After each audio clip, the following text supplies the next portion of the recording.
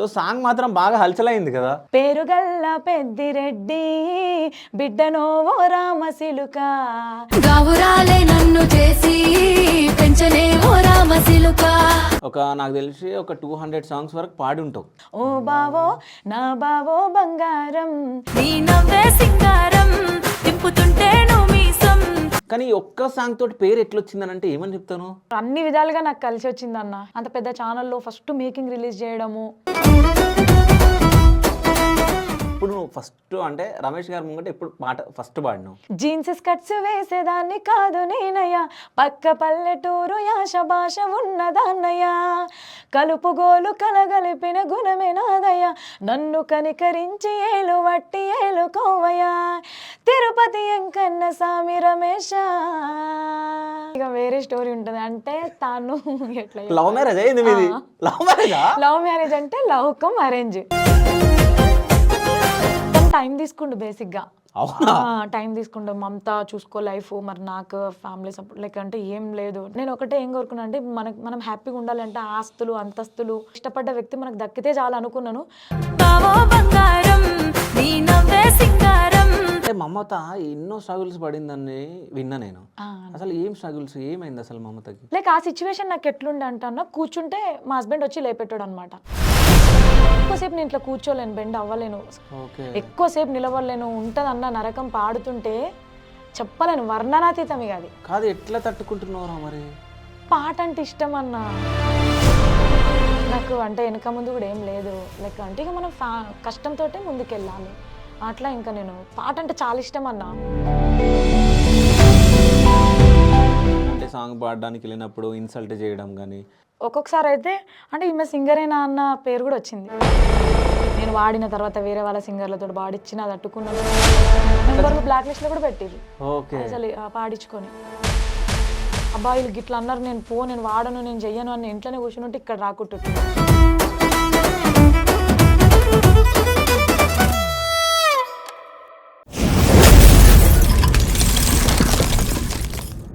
Hi, welcome to Shiva studios. నేను మీ Shiva Chowdary. So ఈరోజు మీ ముందుకు ఒక స్పెషల్ గెస్ట్ని తీసుకొని రావడం జరిగింది. సో ఈ మధ్య ఒక సాంగ్ మాత్రం హల్చల్ క్రియేట్ చేసింది ఒక 1 month నుంచి. సో పెద్దిరెడ్డిది మీ అందరికి తెలుసు సాంగ్. సో ఆ సింగర్ ఎవరో కాదు, మమతా రమేష్ గారు. సో నమస్తే అమ్మా. నమస్తే అన్న. ఎట్లున్నావు అమ్మా? బాగున్నా అన్న, మీరు ఎలా ఉన్నారు? సూపర్గా ఉన్నా. సో సాంగ్ మాత్రం బాగా హల్చల్ అయింది కదా? అవునన్న. కానీ నేను నిన్న ఒకటి అడగాలనుకున్నా. అంటే మమతా సింగర్ గురించి నాకు తెలుసు, నీ గురించి నాకు తెలిసి ఒక 200 సాంగ్స్ వరకు పాడి ఉంటావు. కానీ ఇప్పటి వరకు పేరు రాలే. కానీ ఈ ఒక్క సాంగ్ తోటి పేరు ఎట్లొచ్చిందని అంటే ఏమని చెప్తాను? చెప్పలేమన్నా. బేసిక్గా ఏ పాట ఎట్లా వైరల్ అవుతుందో మనకు తెలియదు కదా. సో ఈ పాట నిజంగా నాకు పేరు రావడానికి కారణం అయితే మెయిన్గా father and like daughter sentiment song. So అందులో మన బుల్లెట్ బండి లక్ష్మణ్ గారు రాశారు కాబట్టి సో చాలా అద్భుతమైన లిరిక్స్ ఉంటాయి ఆయనవి. సో జనాలు చాలా అద్భుతంగా రిసీవ్ చేసుకున్నారు ఈ పాటను. ఎందుకంటే సెంటిమెంటల్గా బాగా జనాలకు తొందరగా రీచ్ అయింది. సో దాని ద్వారా నాకు మంచి నేమ్ వచ్చిందన్న. ఈ విషయం అయితే నేను గట్టిగా చెప్పగలను. సో అంటే ఇన్ని రోజుల నుంచి రాకపోవడానికి కారణం ఏమై ఉంటుంది? ఇన్ని రోజుల నుంచి రాకపోవడానికి కారణం అంటే నేను ఏం చెప్పలేనన్నా. ఎట్లా ఉంటుంది అంటే ఇప్పుడు మనం మంచి మంచి పాటలే పాడతాం, కానీ జనాలకి ఏ విధంగా ఏ పాట వాళ్ళకి వెళ్ళిపోతుందో తెలియదు. మనకి ఏ పాట హిట్ కావాలన్నా ప్రేక్షకులే దానికి కారణం. సో ఇన్ని రోజులకి నాకు ఈ పాట ద్వారా నేను జనాలకి తెలిసిపోయినానేమో అన్న. ఓకే. అంతకు ముందుకు కూడా బావో బంగారం సాంగ్ కూడా పాడాను. ఆ పాట కూడా నువ్వేనా? ఆ పాట కూడా నేనే వాడాను. అది హేమారెడ్డి గారు రాశారనమాట, జగిత్యాల తనది. సో బట్ అప్పుడు నేను తెలీదు ఎవరికి. సో ఈ పెద్దిరెడ్డి సాంగ్ ద్వారా నాకు ప్లస్ ఏంటి అంటే వాళ్ళు first of all studio making release చేయడం, దాని ద్వారా నేను జనాలకు చాలా మంచిగా రీచ్ అయ్యాను. అలాగే నా పాట కూడా మంచిగా రీచ్ అయిందన్న. అయితే ఇప్పుడు ఆ 2 పాటలు మా కోసం, మన వ్యూవర్స్ కోసం. తప్పకుండా. సో ఫస్ట్ పేరుగల్ల పెద్దిరెడ్డి. అవునా? పట్టా గొలుసులు తెచ్చనే ఓ నాయన పెట్టి మురిసిపోయనే, మా నాయన పట్టు లంగాలు తెచ్చనే ఓ నాయన కట్టి మురిసిపోయనే, మా నాయన పట్టా గొలుసులు తెచ్చనే ఓ నాయన పెట్టి మురిసిపోయనే, మా నాయన పట్టు లంగాలు తెచ్చనే ఓ నాయన కట్టి మురిసిపోయనే, మా నాయన మారాని నేనైతే గుర్రామె తానైన భారాలు అన్ని మోసినే, పేరుగల్లా పేరుగల్ల పెద్దిరెడ్డి బిడ్డనో ఓ రామసిలుక గావురాలే నన్ను చేసి పెంచనే ఓ రామసిలుక పేరుగల్ల పెద్దిరెడ్డి బిడ్డనో ఓ రామసిలుక గావురాలే నన్ను చేసి పెంచనే ఓ రామసిలుక. సూపర్ అసలు. ఈ సాంగ్ అంటే హై పిచ్ లో పిచ్ ఇట్లా ఉంది కదా, సో అంటే కష్టం కాలేదా? అయిందా? అంటే ఈ రికార్డింగ్ ఎట్లయితుందిరా? అంటే రికార్డింగ్ చేసేటప్పుడు అంటే టేక్స్ ఏమన్నా తీసుకుంటారా? చాలా టేక్స్ ఉంటాయి అన్న. బేసిక్ గా నేను ఈ పాట పాడే సిచ్యువేషన్ లో Dasara time, October month. Okay. So ఆ రోజు నేను 3 సాంగ్స్ బతుకమ్మ సాంగ్స్ వాడి ఇది 4th సాంగ్ అనమాట. సో నాకు ఇట్లా కాల్ వచ్చింది అనమాట, మదీనన్న కాల్ చేసిండు అనమాట. సో చెల్లె ఇట్లా ఒక పాట ఉంది అని చెప్పేసి, సో ఇంకా నేను వెళ్ళాను అనమాట. 6 o'clock వెళ్ళాను. బట్ ఆ టేక్ తీసుకునేసరికి మనకి 7:30 or 8 అయింది. మళ్ళీ నేను ఆ పాట కంప్లీట్ చేసుకుని ఇంటికి వెళ్ళేసరికి 1 అయింది నాకు నైట్. అంటే ఇంకా దాని అవుట్పుట్ చాలా అద్భుతంగా పాడిచ్చిరన్న. మాక్సిమం 2.5 hours పట్టింది నాకు ఆ పాట పాడడానికి. ఓకే. ఇంకా అంటే అది 4th సాంగ్ కదా, చాలా ఇబ్బంది అనిపించింది. అయినా కూడా పాట నేను లైక్ ఏంటంటే కొంచెం పెద్దవాళ్ళతో చేసినప్పుడు మనకు కూడా ఒక హోప్ ఉంటుంది కదా, అరే మనకు ఒక మంచి నేమ్ వస్తుంది, వీళ్ళు ఇప్పుడు వాళ్ళు అంత పెద్దవాళ్ళు నా మీద నమ్మకం పెట్టుకొని నన్ను పిలిచిర్రు, ఈ పాటకి ఏమైతే న్యాయం చేయగలుగుతుంది అనుకున్నప్పుడు 100% మనం కూడా బెస్ట్ ఇవ్వాలి. సో నా ప్రయత్నంగా నేను బెస్ట్ ఇచ్చానన్న. 100% కాదు, 200% నేను బెస్ట్ ఇచ్చినాను. సో అందుకోసమనే నాకు ఆ పాట అంత సక్సెస్ తెచ్చింది. నువ్వు అంత బెస్ట్ ఇచ్చినావు కాబట్టి ఇంత పేరు వచ్చింది నిజం చెప్పాలంటే. సో బావ బంగారం, బావ బంగారం గురించి చెప్పాలి అంటే, సో ఈ పాట కూడా నాకు హేమారెడ్డి గారు ఫస్ట్ ఆఫ్ ఆల్ తను ఇన్స్టాగ్రామ్లో చూసింది అన్న నా వాయిస్ని. తను అది కూడా ఎలా అంటే రాజు యాదవ్ అన్న ద్వారా అలా పరిచయం చేసుకొని నా నెంబర్ తీసుకొని, సో ఈ అమ్మాయికి అయితే ఈ పాట బాగుంటుంది అని చెప్పేసి అక్క నాకు ఆ పాట సెలెక్ట్ చేసుకోవడం జరిగింది నన్ను. సో నిజంగా ఫస్ట్ ఆఫ్ ఆల్ నేను ఆ పాట పాడడం ద్వారా ఈ పెద్దిరెడ్డి పాట పాడిందేమో అనిపిస్తుంది. ఎందుకంటే సో నేను జనాలకు రీచ్ కాలేదు, బట్ కళాకారులందరికీ తెలిసినాను ఈ పాట ఈమెనే పాడిందని.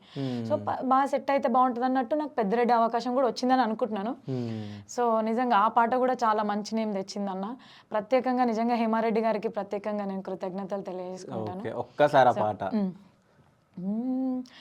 గల్ల ఎగిరేసి నడిచి వస్తుంటే గల్లి గల్లి నిన్ను చూడనవట్టే, ఆడ గుంపు అంతా నీ చుట్టూ చేరి మందలించి మాట గలపనవట్టే, అది చూసి నా మనసు అయ్యో అంటూ గుండె బాదుకునే వట్టే. బావో ఓ బావో నా బావో బంగారం, నీ నవ్వే సింగారం, తింపుతుంటే నో మీసం అయిపోయా దాసోహం. బావో బంగారం నీ నవ్వే సింగారం, తింపుతుంటే నో మీసం అయిపోయా దాసోహం. సూపర్ అసలు. కానీ ఈ పాట కూడా బాగుంది. ఇది కూడా నాకు తెలిసి 1 million ఏం వెళ్ళింది, కానీ నువ్వు పాడినావు అని తెలియదురా. 1 million బోలన 20 million దగ్గర ఉంది ఇది. ఓకే, 20 million దగ్గర ఉంది. 20 million దగ్గర. కానీ అంటే ఈ పాట నువ్వు పాడినావు అని ఎవరికి తెలియదు. అది మేకింగ్ రిలీజ్ చేయలేదు, బేసిక్ గా డైరెక్ట్ షూట్ రిలీజ్ చేసిరు వాళ్ళు. ఓకే. అంటే ఈ మేకింగ్ అనేది కూడా ఇంపార్టెంట్. అంటే ఎవరు 100 కాదు 200% ఇంపార్టెంట్ ఒక సింగర్ కి. అదే ఎందుకంటే ఇప్పుడు మనం పాడుతున్నాం, మనకి డిస్క్రిప్షన్ లో మనకి సింగర్ నేమ్ ఎవరు అని జస్ట్ కొంతమందే చూస్తారు, కానీ మేకింగ్ రిలీజ్ అవ్వడం ద్వారా జనాలు అందరు చూస్తారు కదా మనల్ని. ఫస్ట్ ఆఫ్ ఆల్ అది బెస్ట్ ఆప్షన్ అన్నమాట మా సింగర్లకైతే నిజంగా. కానీ అంటే పెద్దిరెడ్డి ఈ సాంగ్ మాత్రం ఈ పెరుగల పెద్దిరెడ్డిది అయితే, సో అంటే మేకింగ్ వల్లనే నాకు తెలిసి నీకు ఇంత అదైంది అనుకుంటా. అంటే ఇక అన్ని విధాలుగా నాకు కలిసి వచ్చిందన్న. ఇన్ని రోజుల నా కష్టం కానీ వాళ్ళు దేవుడి దయ వల్ల నిజంగా ఒక అడుగు ముందుకేసి అంత పెద్ద ఛానల్లో ఫస్ట్ మేకింగ్ రిలీజ్ చేయడము, ఇవన్నీ నేను గొప్పగానే ఫీల్ అవుతానన్న. ఎందుకంటే ఎవరు కూడా అంత ధైర్యం చేయరు ఫస్ట్ ఆఫ్ ఆల్. సో ఏదైనా చేసినా కూడా ఒక 30 seconds లైక్ అట్లా చేసుకుంటారు. ఇంకా ఏందో అన్న, ఇక నాకు ఈ పాటతోటి పేరు రావాలని రాసి పెట్టిందేమో. పేరు రావాలని రాసి పెట్టింది. ఇంక ఇప్పటి నుంచి అసలు తగ్గొద్దు కూడా. అంటే 200 పాటలు పాడినవు, అంటే 200+ పాటలు పాడి. అందులో డివోషనల్స్ ఎక్కువ ఉంటాయి అన్న. అవి 80-90 సాంగ్స్ వరకు డివోషనలే ఉంటాయి. ఓకే. 2022 నుంచి పాడుతున్నాను నేను. ఓకే. డివోషనల్ అంటే ఇట్లాంటి సాంగ్స్? డివోషనల్ అంటే Mallanna songs, Shivayya songs, like తర్వాత కుమ్రవెల్లి మల్లన్న, ఇవి మళ్ళా బోనాల సాంగ్స్, అట్లా చాలా పాడినాను అన్న. సో శివుడు సాంగ్ ఏదన్నా ఒకటి వాడు.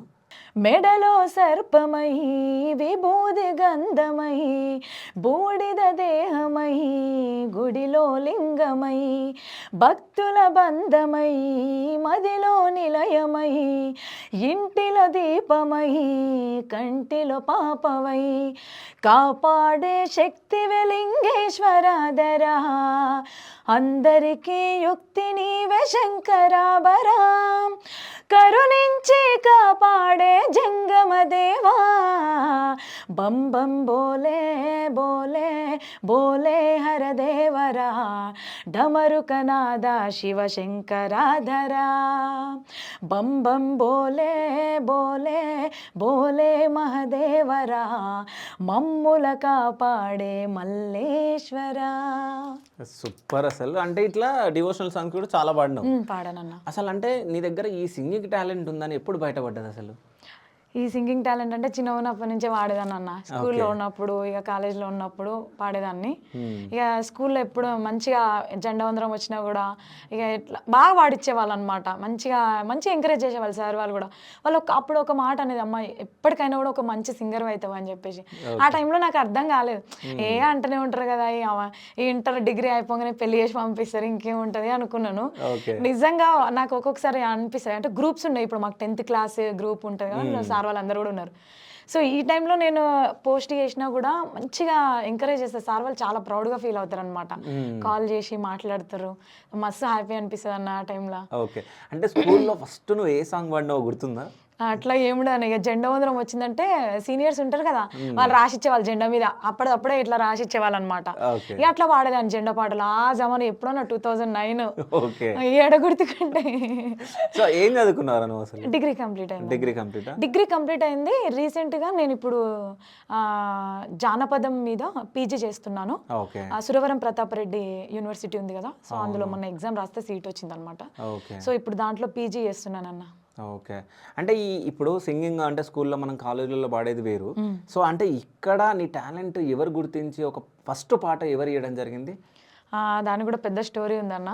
సో నాకు నిజంగా ఇప్పుడు క్లియర్గా చెప్పాలి అంటే, నాకు మొదటి అవకాశం అయితే మా పోచన్న అని నరకుడ గ్రామం అనమాట తనది, పోచన్న. ఇక నా గురువు అంటే నేను ఆయన పేరే చెప్పాలి ఇక పక్కా. ఎందుకంటే నాకు స్టూడియోకి పరిచయం చేసి నన్ను మైక్ ముందు నిలబెట్టిందంటే ఇక ఆయననే.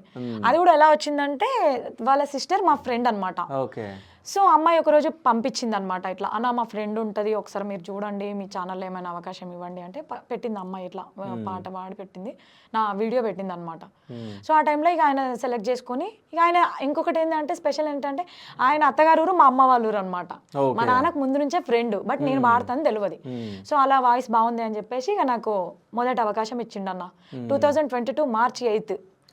నా రికార్డింగ్ స్టూడియో, నా సింగింగ్ ఫీల్డ్ అప్పటి నుంచి స్టార్ట్ అయింది. ఓకే. అంటే ఏది అయ్యప్ప స్వామి సాంగ్ లేకుంటే? లేదన్న, ఫోక్ సాంగే. ఫోక్ సాంగేనా? ఏ సాంగ్ అది? ఫస్ట్ సాంగ్ ఫస్ట్ సాంగ్ పాడుతానన్నా. సక్కనోడా ఓ నా పెద్ద బావా, నన్నైదరాబాదుకు తీసుకుపోవా, సినిమా హీరోలతో కలిపిస్తావా బావా, ఓ బావా సక్కనోడా ఓ నా పెద్ద బావా, నన్నైదరాబాదుకు తీసుకుపోవా, సినిమా హీరోలతో కలిపిస్తావా. ఇలా ఉంటదన్న. కాదు, కొంచెం ముందేదో బాగుంటది అనుకుంటా, ఎందుకంటే నేను ఆ పోచానని నేను ఇంటర్వ్యూ చేసినప్పుడు ఈ పాట పాడిండు. ఉంటది, కొంచెం కామెడీ ఉంటది కదా. కామెడీ ఏముంటది అయితే, పల్లెటూరులో అమ్మాయి ఉంటది, పట్నంలో అబ్బాయి ఉంటాడు అనమాట. సో అమ్మాయి అడుగుతుంది, బావా నన్ను హైదరాబాద్కి తీసుకెళ్ళి నాకు సినిమా హీరోలను పరిచయం చెప్పి, నాకు గోల్కొండ చూపి, నాకు చార్మినార్ చూపి, లైక్ అంటే ఇట్లా ఉంటది అనమాట. అన్ని ఇలా ఉంటది అట్లా. ఓకే. సో అంటే ఫస్ట్ అట్లా వచ్చింది కదా, ఫస్ట్ ఛాన్స్ అంటే పోచన్న త్రూ వచ్చింది. దాని తర్వాత నెక్స్ట్ ఛాన్స్లు ఎట్లా వచ్చినాయి? ఇక దాని తర్వాత బ్రేక్ వచ్చిందన్న, మా అన్నయ్య చనిపోయిండు. సో దాని తర్వాత ఇంకా నేను అనుకున్నా, ఏంటి ఇంత మంచిగా కొంచెం వెళ్తున్న మూమెంట్లో మళ్ళీ ఇలా అయిపోయింది అనుకున్న మూమెంట్లో మా అన్నయ్య చనిపోయిండు. సో ఇంకా అందులోనే ఫుల్గా డిస్టర్బ్ అయి ఉన్నాను నేను, మా ఓన్ బ్రదర్ అనమాట. దాని తర్వాత ఆన్లైన్లో ఒకటి నీ పదం నా పదం జానపదం అని పల్లె ప్రవీణ్ అన్న ఒక కాంపిటీషన్ పెట్టండి, సింగింగ్ కాంపిటీషన్. సో దాంట్లో నన్ను యాడ్ చేసి లైక్ కాంపిటీషన్ ఆన్లైన్లోనే పెట్టిండు అనమాట. డైలీ ఒక సాంగ్ పాడాలి, వాళ్ళు కంటెంట్ ఇచ్చేవాళ్ళు అనమాట, ఇట్లా ఆడపిల్లల గురించి లైక్ అట్లా. సో మొత్తం 10 rounds ఏమో ఫోన్లోనే పెట్టి, ఫైనల్ రౌండ్ మాకు లైవ్లో పెట్టిరనమాట. సో దాని ద్వారా నేను ముందుకెళ్ళి పాటలు పాడడం అట్లా కూడా కొంతమందికి తెలిసినాను ఆన్లైన్లోనే లైక్ అట్లా పాడి వీడియోలు పెట్టేదాన్ని అనమాట. సో దాని ద్వారా మళ్ళీ ఇంకా ఆ ప్రోగ్రామ్ లైవ్ ప్రోగ్రామ్ జరిగింది, చాలా మంది వచ్చారు, విమలక్క వీళ్ళందరూ వచ్చారు. అందులో కూడా నాకు ఫస్ట్ ప్రైజ్ వచ్చింది ఆ కాంపిటీషన్లో కూడా. సో దాని ద్వారా పల్లె ప్రవీణ్ అన్న ఏం చేసిందంటే సరే ఈ అమ్మాయి వాయిస్ బాగుంది అని చెప్పేసి వనిత టీవీలో సారంగధర్య ప్రోగ్రామ్ ఒకటి స్టార్ట్ చేసిరు ఆ టైంలోనే 2023లో. సో దాంట్లో ఈయన నా నేమ్ అక్కడ సెలెక్ట్ చేసిండు అనమాట. ఇలా ఒక అమ్మాయి ఉంది, మీరు ఒకసారి చూడండి, ఆడిషన్ అవుతుంది కదా, అమ్మాయిని పంపిస్తానని చెప్పేసి నన్ను పంపించిండు అనమాట. సో అందులో నేను ఇంకా వెళ్ళాను ఆడిషన్కి సారంగధర్య. అక్కడ వెళ్ళిన తర్వాత సెలెక్ట్ అయినాను. సెలెక్ట్ అయిన తర్వాత ఇంకా శ్రీముఖి గారితో షో జరిగింది అనమాట. మంచిగా కాసర్ల శ్యామన్న, బీమ్స్ సార్ వీళ్ళందరూ వచ్చినారు అనమాట. సో అక్కడ కూడా మంచి టఫ్ కాంపిటీషన్ ఇచ్చినాను అన్న. దాని తర్వాత సెమీఫైనల్ ఇంకా ఫైనల్కి ఒక స్టెప్ ఎలిమినేట్ చేసిరు అనమాట. ఇక ఎవరో ఒకరికి వెళ్ళాలి కాబట్టి ఉంటుంది కాబట్టి అక్కడ ఎలిమినేట్ చేసిరు. సో అందులో కూడా చాలా మందికి పరిచయం అయినా. ఇక అక్కడ కూడా కళాకారులు మనకు సింగర్స్ ఉంటారు కదా. సో అక్కడ నాకు నరసింహన్న, కొమ్ము నరసింహన్న, తిరుపతి సాహో వీళ్ళందరూ చాలా మంది పరిచయం అయ్యారు అనమాట. సో దాని తర్వాత ఆ షో తర్వాత నాకు తిరుపతి సాహో అన్న అని సిఎంఎస్ ఛానల్లో సెకండ్ సాంగ్ అవకాశం ఇచ్చిండు. సో ఇంకా దాని ద్వారా ఇంకా నరసింహన్న నాకు చాలా అవకాశాలు ఇచ్చిండు అన్న. బేసిక్గా ఇక నేను రన్ అవుతున్నాను అంటే ఇంకా పోచన్న నాకు అవకాశం ఇచ్చి నన్ను వదిలేసి లైక్ ఇట్లా ఇంకా నాకు పరిచయం చేసిండు. దెన్ దాని తర్వాత వీళ్ళు నన్ను ఇంకా ఈ ఫీల్డ్కి తీసుకొచ్చారు అనమాట అవకాశాలు. ఇంకా జరిగిందన్న. సో అంటే ఈ కాంపిటీషన్లో అంటే సారంగధర్య కాంపిటీషన్లో ఏదైనా పాట కష్టపడి నేర్చుకున్న పాట ఏదైనా ఉందా? అన్ని కష్టపడి నేర్చుకునే అన్న. మీకు తెలియదు సేకరణ సాంగ్స్ మొత్తం ఎర్ర టెండలో తిరిగినాం ఊర్లలో మొత్తం అంతా. అన్ని సేకరణ సాంగ్సే పాడాలి అక్కడ. అది లైక్ ఏప్రిల్లో స్టార్ట్ అయింది షో, జూన్ 1కి ఎండ్ అయింది. 2 months ఎండలనే ఎర్ర టెండల వాళ్ళని వీళ్ళని అక్కడిక్కడ కాల్ చేసి సేకరణ సాంగ్స్ ఎంచుకొని ఆ పాటలు సెలెక్ట్ చేసుకొని మళ్ళీ అవి నేర్చుకొని వాళ్ళ ముందర వెళ్ళి పాడడము, వాళ్ళకి నచ్చిన పాటను సెలెక్ట్ చేయడము, అట్లా చాలా కష్టపడ్డన్నా. చిన్న పాప అప్పుడు నా పాప 1.5 2 years ఉంది. వాళ్ళని వదిలేసి అక్కడ కొండాపూర్లో జరిగింది షూట్ అది. సో అక్కడ వెళ్ళి పాడిన అన్ని ఇష్టంగానే పాడినాను అన్న, ఏది కష్టం అనిపించలేదు. ఓకే. సో సరే ఇప్పుడు ఆ స్టేజ్ మీద నువ్వు పాడిన పాటల్లో నీకు ఇష్టమైన పాట ఇది? పొయ్యి మీద పాలు సెట్టి పొంగిపోతే గాజుల సెట్టి, పొయ్యి మీద పాలు సెట్టి పొంగిపోతే గాజుల సెట్టి, అవి కొన్ని పొయ్యి పాలైతే అత్తమామల పోరు సెట్టి, అవి కొన్ని పొయ్యి పాలైతే అత్తమామల పోరు సెట్టి. ఈ సాంగ్ అన్న ఇది లైక్ బాగుంది, ప్యూర్ సేకరణ అనమాట. ఇది సూర్య అన్న ద్వారా నాకు వచ్చింది డ్యూయట్ సాంగ్ అనమాట. ఫస్ట్ ఆయన లిరిక్స్ ఉంటాయి అనమాట. సో మంచి కమెంట్స్ వచ్చినాయి అన్న ఈ పాటకి. బెస్ట్ లైక్ అంటే మాకు కంకణం కూడా వచ్చింది అనమాట, బెస్ట్ పర్ఫార్మెన్స్. సో ఇదనమాట. ఇది నాకు చాలా ఇష్టమైన సాంగ్. సారంగధర్య కాంపిటీషన్లో చాలా మంచి నేమ్ తీసుకొచ్చింది ఈ సాంగ్ నాకు. అయితే ఇప్పుడు అంటే పోషన్న మీకు పరిచయం అయింది కదా, దానికి ముందు పెళ్ళయిందా దాని తర్వాత పెళ్ళయిందా? పెళ్ళైనాక 2 పాపలు పుట్టినాక రీసెంట్ గా నా మ్యారేజ్ 2016లో అయింది. సో నేను స్టార్ట్ చేసింది 2022.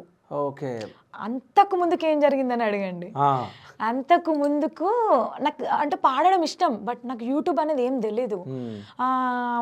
లైక్ ఇట్లా డెలివరీకి వెళ్ళినప్పుడు ఇంట్లో ఇంకా పాటలు పెట్టుకొని చూసేవాళ్ళని అనమాట. ఇట్లా కళ్యాణ్ కి సన్న మ్యూజిక్ చేసిన సాంగ్స్, గంగక్క పాడేది, అప్పుడు వాళ్ళు కదా ట్రెండింగ్ లో ఉన్నది. సో ఇంకా లైక్ లాస్ట్లో నెంబర్లు తీసుకొని బాగా రిక్వెస్ట్ చేసేదాన్ని, నాకు కూడా అవకాశం ఇవ్వండి అంటే. రెస్పాండ్ మన అన్ఎక్స్పెక్టెడ్గా ఎవరైనా కాల్ చేసి ఎవరు రెస్పాండ్ అవ్వరు కదన్న.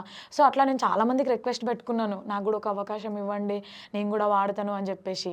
సో అప్పుడు ఎవరు అట్లా రెస్పాండ్ అవ్వలేదు. ఇక దాని ద్వారా ఇక మ్యారేజ్ అయిన తర్వాత మా హస్బెండ్ ఇంకా సపోర్ట్, మమత నువ్వు బాగా పాడుతావు, ట్రై చేద్దాం ఎక్కడైనా యూట్యూబ్. అంటే ఎప్పుడు అన్నాడు ఫస్ట్? అంటే ఎప్పుడు నువ్వు ఫస్ట్ అంటే రమేష్ గారి ముంగట ఎప్పుడు పాట ఫస్ట్ పాడినావు?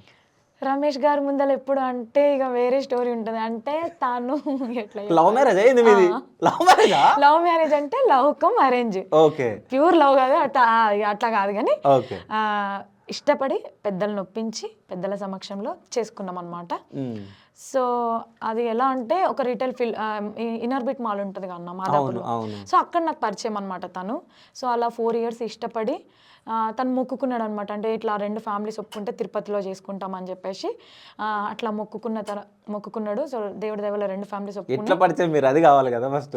ఇక ఎట్లా పరిచయం అంటే బట్టల షాప్ ఉంటుంది కదా, ఇక మంచి అచ్చ తెలుగులో చెప్పాలంటే అది గ్లోబల్ స్టోర్ అన్న అది. సో అందులో ఫస్ట్ నేను జాయిన్ అయినాను. నా నేను జాయిన్ అయిన 1-2 monthsకి తను నాకు సపోర్ట్గా వచ్చింది అనమాట. లైక్ ఫస్ట్ సపోర్ట్గా వచ్చి మళ్ళీ నాకు సీనియర్ అయ్యింది ఆయన. ఓకే. సో అట్లా పరిచయం ఏర్పడింది. సో అందులో కూడా లైక్ సింగింగ్ కాంపిటీషన్ లైక్ ఇట్లా ప్రోగ్రామ్స్ పెడతారు కన్నా అప్పుడు పాడేదాన్ని అనమాట. ఓకే. పాడితే ఇంకా మంచి పరిచయం ఉంది, బట్ అది లవ్ కాదు, మంచిగా మాట్లాడేది. ఒకటే సెక్షన్లో ఉంటాం కదా, ఇట్లా ఎంకరేజ్ చేసేవాళ్ళు అనమాట. సో అట్లా ఇక అది ఇక ఏమైపోయిందంటే అమ్మాయి మంచిది ఇక ఏమనుకున్నా అన్నయ్య నాకు కూడా తెలియదు, నేనేమనుకున్నా నాకు కూడా తెలియదు. సో ఆ మాట కాస్త ప్రేమగా మారి ప్రేమ కాస్త పెళ్ళిగా మారింది అనమాట. సో ఆ టైంలోనే తను అనుకున్నాడు, అప్పుడే తను చెప్పిండు అనమాట, ఇలా మా సిస్టర్ ఉంటుంది మమత, ఒకసారి నువ్వు ట్రై చేయి, మా అక్క ఇట్లా ప్రోగ్రామ్స్ చేస్తుంది అంటే అంత ఇంట్రెస్ట్ చూపించలేదు నేను. అబ్బా నాకు అసలు ఎక్స్పీరియన్సే లేదు, మరి నేను ప్రోగ్రామ్స్కి వెళ్ళి పాడలేను కదా అని చెప్పేసి అనుకున్నాను. ఇక దాని తర్వాత కొంచెం పరిచయం ఎక్కువ అయిపోయింది, ఇంకా మేము ఇష్టపడ్డాం. ఇంకా దాని తర్వాత తను అనుకున్నాడు ఈ అమ్మాయిని ఎలా అయినా మనం సింగర్గా చూపించాలి చేయాలి అని చెప్పేసి. సో ఇక బిఫోర్ మ్యారేజ్ మాకు సెట్ అవ్వలేదు. ఆఫ్టర్ మ్యారేజ్ తర్వాత ఇక యూట్యూబ్ కొంచెం ఇక తెలిసింది కదా అన్న. ఇక దాని తర్వాత కొంచెం ఇక నువ్వు చూడు మమత, ఎక్కడైనా ప్రయత్నం చేయి, నీకు ఎవరైనా తెలిసిన వాళ్ళు ఉన్నా కూడా యూట్యూబ్లో కూడా ఇట్లా కనుక్కోను అని చెప్పేసి తను కూడా సపోర్ట్ చేసేవాడు. సో అట్లా ఇక అంతట్లా పోచన్న పరిచయం అయ్యింది. ఇక తను ముందు నుంచే ఉంది నాకు ఎంకరేజ్మెంట్. సో దేవుడి దయ వల్ల తన నమ్మకం ఇంకేంటో తెలియదు కానీ ఆ నమ్మకం ఇక్కడ కూర్చోబెట్టింది. ఇక ఫైనల్గా చెప్పాలంటే సో అంటే ఫస్ట్ రమేష్ గారు ముంగట ఏదైనా పాట పాడినా? ఏం పాట అంటే షాపింగ్ మాల్లో ఉంటా కానీ ఇక షాపింగ్ మాల్ మూవీయా? గట్లా ఏం లేదన్న. షాపింగ్ మాల్లో సాటర్డే మా మేనేజర్ ఏం చేస్తుండే, సాటర్డే లైక్ ప్రోగ్రామ్ లైక్ చిన్నగా అట్లా పెట్టేవాడు అనమాట, అంతాక్షరి అట్లా పెట్టేవాడు. ఆ టైంలో ఏం పాడడం గుర్తుకున్నా అన్న, ఇది ఎప్పుడు 2013-12 ఆ టైంలో. ఇక తను అట్లా పాడేదాన్ని అనమాట మామూలుగా, ఏదో సినిమా సాంగ్ ఏదో. సో ఆ టైంలో అనుకున్నాడు అమ్మాయి వాయిస్ బాగుంది కదా, చూద్దాం మనం ఏదైనా మన ద్వారా మనం ఏమైనా సహాయం చేద్దాం అన్నట్టుగా అనుకున్నాడు. అంతలో వాళ్ళ సిస్టర్ సింగర్ అప్పటికి ప్రోగ్రామ్స్ చేస్తుంటది అనమాట, అట్లా అనమాట, కజిన్ సిస్టర్. ఓకే. అయితే ఎప్పుడైనా రమేష్ గారు నాకు ఈ పాట ఇష్టం పాడు అని ఎప్పుడైనా పాడించుకున్నా? మస్తు ఇష్టం అన్న, ఆయనకు చాలా పాటలు ఇష్టం. సో ఏదన్నా ఒక పాట ఎక్కువ సార్లు పాడిన పాట ఏదన్నా? ఆయన కోసమే పాట రాసుకున్నాను బేసిక్. ఆ పాట అంటే చాలా ఇష్టం తనకి. ఆ పాట జీన్స్ స్కర్ట్స్ వేసేదాన్ని కాదు నేనయ్యా, పక్క పల్లెటూరు యాష భాష ఉన్నదాన్నయ్యా, కలుపుగోలు కలగలిపిన గుణమే నాదయ్యా, నన్ను కనికరించి ఏలు వట్టి ఏలుకోవయ్యా, తిరుపతి ఎంకన్న సామి రమేశ, తీర్చలేడ మన కోరిక రమేశ, రమేశో ముద్దుల రమేశో, చింతకు రావయ్యో తీసుకుపోవయ్యో, రమేశో ముద్దుల రమేశో, చింతకు రావయ్యో తీసుకుపోవయ్యో, మనసు వడితి నీ పైన రమేశ, మరి సెట్ల ఉందునయ్య నిన్ను రమేశ. సో ఇది పెళ్లి కాకముందుకు రాసినా, పెళ్ళైన తర్వాత రాసినా? పెళ్ళైన తర్వాత రాసుకున్నాను. పెళ్ళైన తర్వాత రాసుకున్నాను. ఇక అట్లా పాడుకున్నాను, ఇక ఇష్టంగా రాపించుకొని. నరసింహన్న రాసిండు అనమాట. సో అట్లా ఇంకా పెళ్ళి అంటే ఆయన మా స్టోరీ చెప్పమన్నాడు నరసింహన్న అన్న. నేను అడిగిన అనమాట, అన్న మా లైఫ్ గురించి ఒక మంచి పాట రాయన్న రమేష్ గురించి అంటే, సరే చెప్పు చెల్లె ఎట్లా ఉంది మీ పరిచయం ఏంటి అన్నప్పుడు ఇక అట్లా సరే నేను రాస్తా అని చెప్పేసి రాసిండు. ఇక నేను చెప్పాను, అట్లా రాసిండు. ఇక ఓకే. అంటే పెళ్ళి వాళ్ళ ఇంట్లో మీ ఇంట్లో ఇద్దరింట్లో ఒప్పించుకొని పెళ్లి చేసుకోవడం ఒప్పుకున్నారు అన్న. ఫ్యామిలీలో కూడా అందరూ ఒప్పుకున్నారు. లైక్ అన్ని కార్డ్స్ కొట్టియడం, విలేజ్లో పంచడం అన్ని చేసినాము. బట్ కాకపోతే తిరుపతి అంటే అంత దూరం ఎవరు రారు అన్న. సో మా తరపు నుంచి ఒక 30 members, వాళ్ళ తరపు నుంచి ఒక 30 members వచ్చారు అట్లా. ఓకే. అంటే ఇక్కడ మళ్ళీ హైదరాబాద్లో రిసెప్షన్ అట్లా చేసుకున్నాం అన్న. ఇంకా మొత్తం అంత పెద్దల సమక్షంలోనే అన్న, కాకపోతే ఇష్టపడి వాళ్ళని ఒప్పించి అట్లా. ఓకే. అంటే ఈ ఫోక్ ఫీల్డ్లో నీకు సపోర్టర్స్ ఎవరు ఉన్నారంటే ఎవరి పేరు చెప్తావు? ఫోక్ ఇండస్ట్రీలో ఒక్కరి పేరు అనలేదు, చాలా మంది సపోర్ట్ చేస్తారు. ఒక్కరి పేరుతో నేను ఎండ్ అవ్వను, ఎందుకంటే అది నా మంచితనమా లేకపోతే నేను ఉండే విధానమో నాకు తెలియదు, కానీ ఈచ్ అండ్ ఎవ్రీ పర్సన్ నాకు సపోర్ట్ చేస్తారు. ఎందుకంటే నేను పడ్డ కష్టం కానీ లైక్ నేనుండే విధానం కానీ వాళ్ళకి అంత మంచిగా అనిపిస్తుంది. ఇప్పటికీ కూడా అంటే ఈ చెల్లెను ఒక స్థాయికి తీసుకెళ్ళాలి, ఈమె ఎంత కష్టపడుతుంది పిల్లల కోసం కానీ ఫ్యామిలీ కోసం కానీ, గొంతు మంచిగా ఉంది, సో మనం ఒక మంచి స్థాయికి తీసుకెళ్ళాలని ప్రతి ఒక్కరు, ఈవెన్ విత్ మ్యూజిక్ డైరెక్టర్ల కాడికి కూడా 100% నాకు సపోర్ట్ చేస్తారు. ఒక్కరి పేరని నేను చెప్పానన్నా. అంటే మమత ఎన్నో స్ట్రగుల్స్ పడిందని విన్నా నేను. అసలు ఏం స్ట్రగుల్స్, ఏమైంది అసలు మమతకి? అంటే కరోనా టైంలో అన్న బేసిక్గా కరోనా టైంలో ఫ్యామిలీస్ లైక్ అప్పుడు అందరికీ సిచ్యువేషన్ బాగాలేదు కదా. సో ఆ టైంలో సగం సగం శాలరీస్, పిల్లలు, సిటీలో బ్రతకాలంటే కష్టము. నేను ఏ రోజు కూడా నేను దాన్ని షేమ్గా ఎప్పుడు ఏమి ఫీల్ కాలేదు. ఆ టైంలో మనకి బయటికి వెళ్ళలేము, మనకి కంపల్సరీ మనం ఏది తినకున్నా కూడా మనం కంపల్సరీ రెంట్ అయితే కట్టుకోవాలి. సో ఆ టైంలో నా హస్బెండ్ చాలా కష్టపడ్డాడు, తనకి అప్పుడు 7,000 జీతం వచ్చేది. సో తను అట్లా చేసుకుంటూ కూడా తను ర్యాపిడో చేసేవాడు, లైక్ జొమాటో, స్విగ్గీ. తను కూడా మస్తు కష్టపడ్డాడు అన్న. 3 గంటలకు 2 గంటలకు వచ్చేటాడు. అంటే ఎందుకంటే మా ఫ్యామిలీ రావాలి. ఇప్పుడు లైక్ ఫ్యామిలీస్ లేరా అనుకున్నా కూడా అందరి సిచ్యువేషన్ ఆ టైంలో అట్లానే ఉంది. సో ఆ టైంలో నేను ఏం చేయాలి అనుకున్నప్పుడు అదే బిల్డింగ్లో నేను పనిచేసినాను అన్న. అదే బిల్డింగ్లో పనిచేసినాను ఒక 6-7 మంత్స్ పనిచేశాను. అందులోనే ఇంకా అదే బిల్డింగ్లో పని చేయడము, ఇంకా తను ఏం నా ఇంట్లో పని చేసుకున్నట్టే అనుకున్నా అన్న. అట్లా కూడా మస్తు స్ట్రెస్ ఫీల్ అయినా, లేకంటే నాకు కొంచెం హెల్త్ బాగుండదు అనమాట. సో ఆ టైంలో కూడా కొంచెం అట్లా ఇబ్బంది పడుకుంటే ఇక మనం చేయాల్సి వచ్చింది పిల్లల కోసం, ఫ్యామిలీ కోసం. సో అంటే హెల్త్ ఏమైంది అసలు? హెల్త్ అంటే నాకు పెద్ద పాప పుట్టిన తర్వాత ఒక 5 మంత్స్ తర్వాత ఎంత బాలంతతనం అంటారు కన్నా ఆ టైంలో, అది కరెక్ట్గా నేనంటే నెగ్లెక్ట్ చేసినాను బేసిక్గా చెప్పాలంటే. చేయడం వల్ల అది ఏమైపోయిందంటే లైక్ బాడీలో మొత్తం అంతా ఇన్ఫెక్షన్ అయిపోయి బ్లడ్ రావడం, ఇట్లా మచ్చలు అవ్వడం, లైక్ అట్లా అయ్యింది. నేనేమనుకున్నాను అంటే వేడికి అవుతుందేమో అని నేను అనుకున్నాను. 1 మంత్ నేను నెగ్లెక్ట్ చేసినాను. అది ఏమైపోయిందంటే మొత్తం తొండ ముదిరి ఊసరవెల్లి అయినట్టు ఆ ప్లేట్లెట్స్ ఉంటాయి కదా మన బాడీలో, సో అవి మొత్తం డౌన్ అయిపోయి అది బేసిక్గా 1,50,000 నుంచి 4 lakhs మధ్యలో ఉండాలి మనకి. నాకు 10,000కి పడిపోయింది. నేను చూసుకోలేదు, నాకు అంటే వేడికే వస్తుందేమో అని అనుకున్నాను నేను. సో దాని ద్వారా హాస్పిటల్కి వెళ్తే లైక్ ఇట్లా బాడీలో నీకు వైరల్ ఇన్ఫెక్షన్ అయిపోయింది మొత్తం అంతా అని చెప్పేసి, నీకు ఇలా ఈ ప్రాబ్లం వచ్చింది అని చెప్పేసి వాళ్ళు చెప్పేసారు అనమాట. సో దాని ద్వారా నాకు ఇంకా అది ఎక్కడ పోయినా క్యూర్ అవ్వలేదు. ఈఎస్ఐ హాస్పిటల్లో నా పాప 5 months ఉంది, చిన్న పాప. ఆ పాపను పెట్టుకుని 20 days 30 days నేను అట్లనే అడ్మిట్ అయి ఉన్నాను.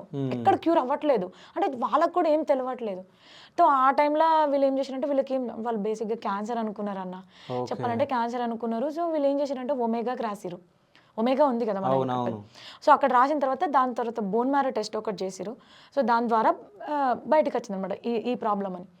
సో ఇంకా దాని ద్వారా ఏమైపోయిందంటే అది అది ప్రాబ్లం నాకు ఇంకా క్యూర్ అవ్వలేకపోతుంది ఎన్ని టాబ్లెట్లు వాడినా.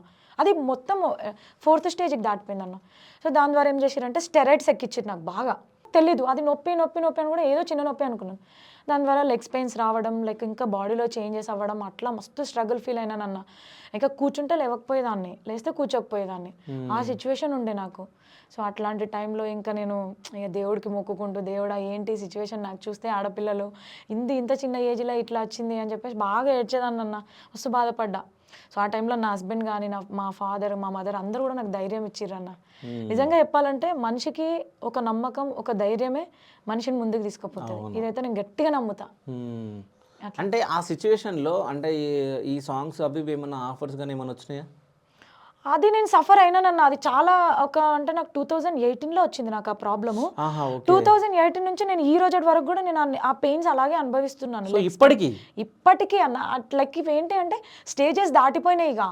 లైక్ నిమ్స్కి వెళ్తే వాళ్ళు ఏమన్నారంటే నీ చిన్న ఏజ్ అమ్మ, ఆపరేషన్ చేస్తే నువ్వు లైక్ 50-50 ఛాన్సెస్ ఉంటాయి నీకు, ఆపరేషన్ చెయ్యలేము, మేజర్ ప్రాబ్లం నీకు స్టేజెస్ దాటిపోయింది.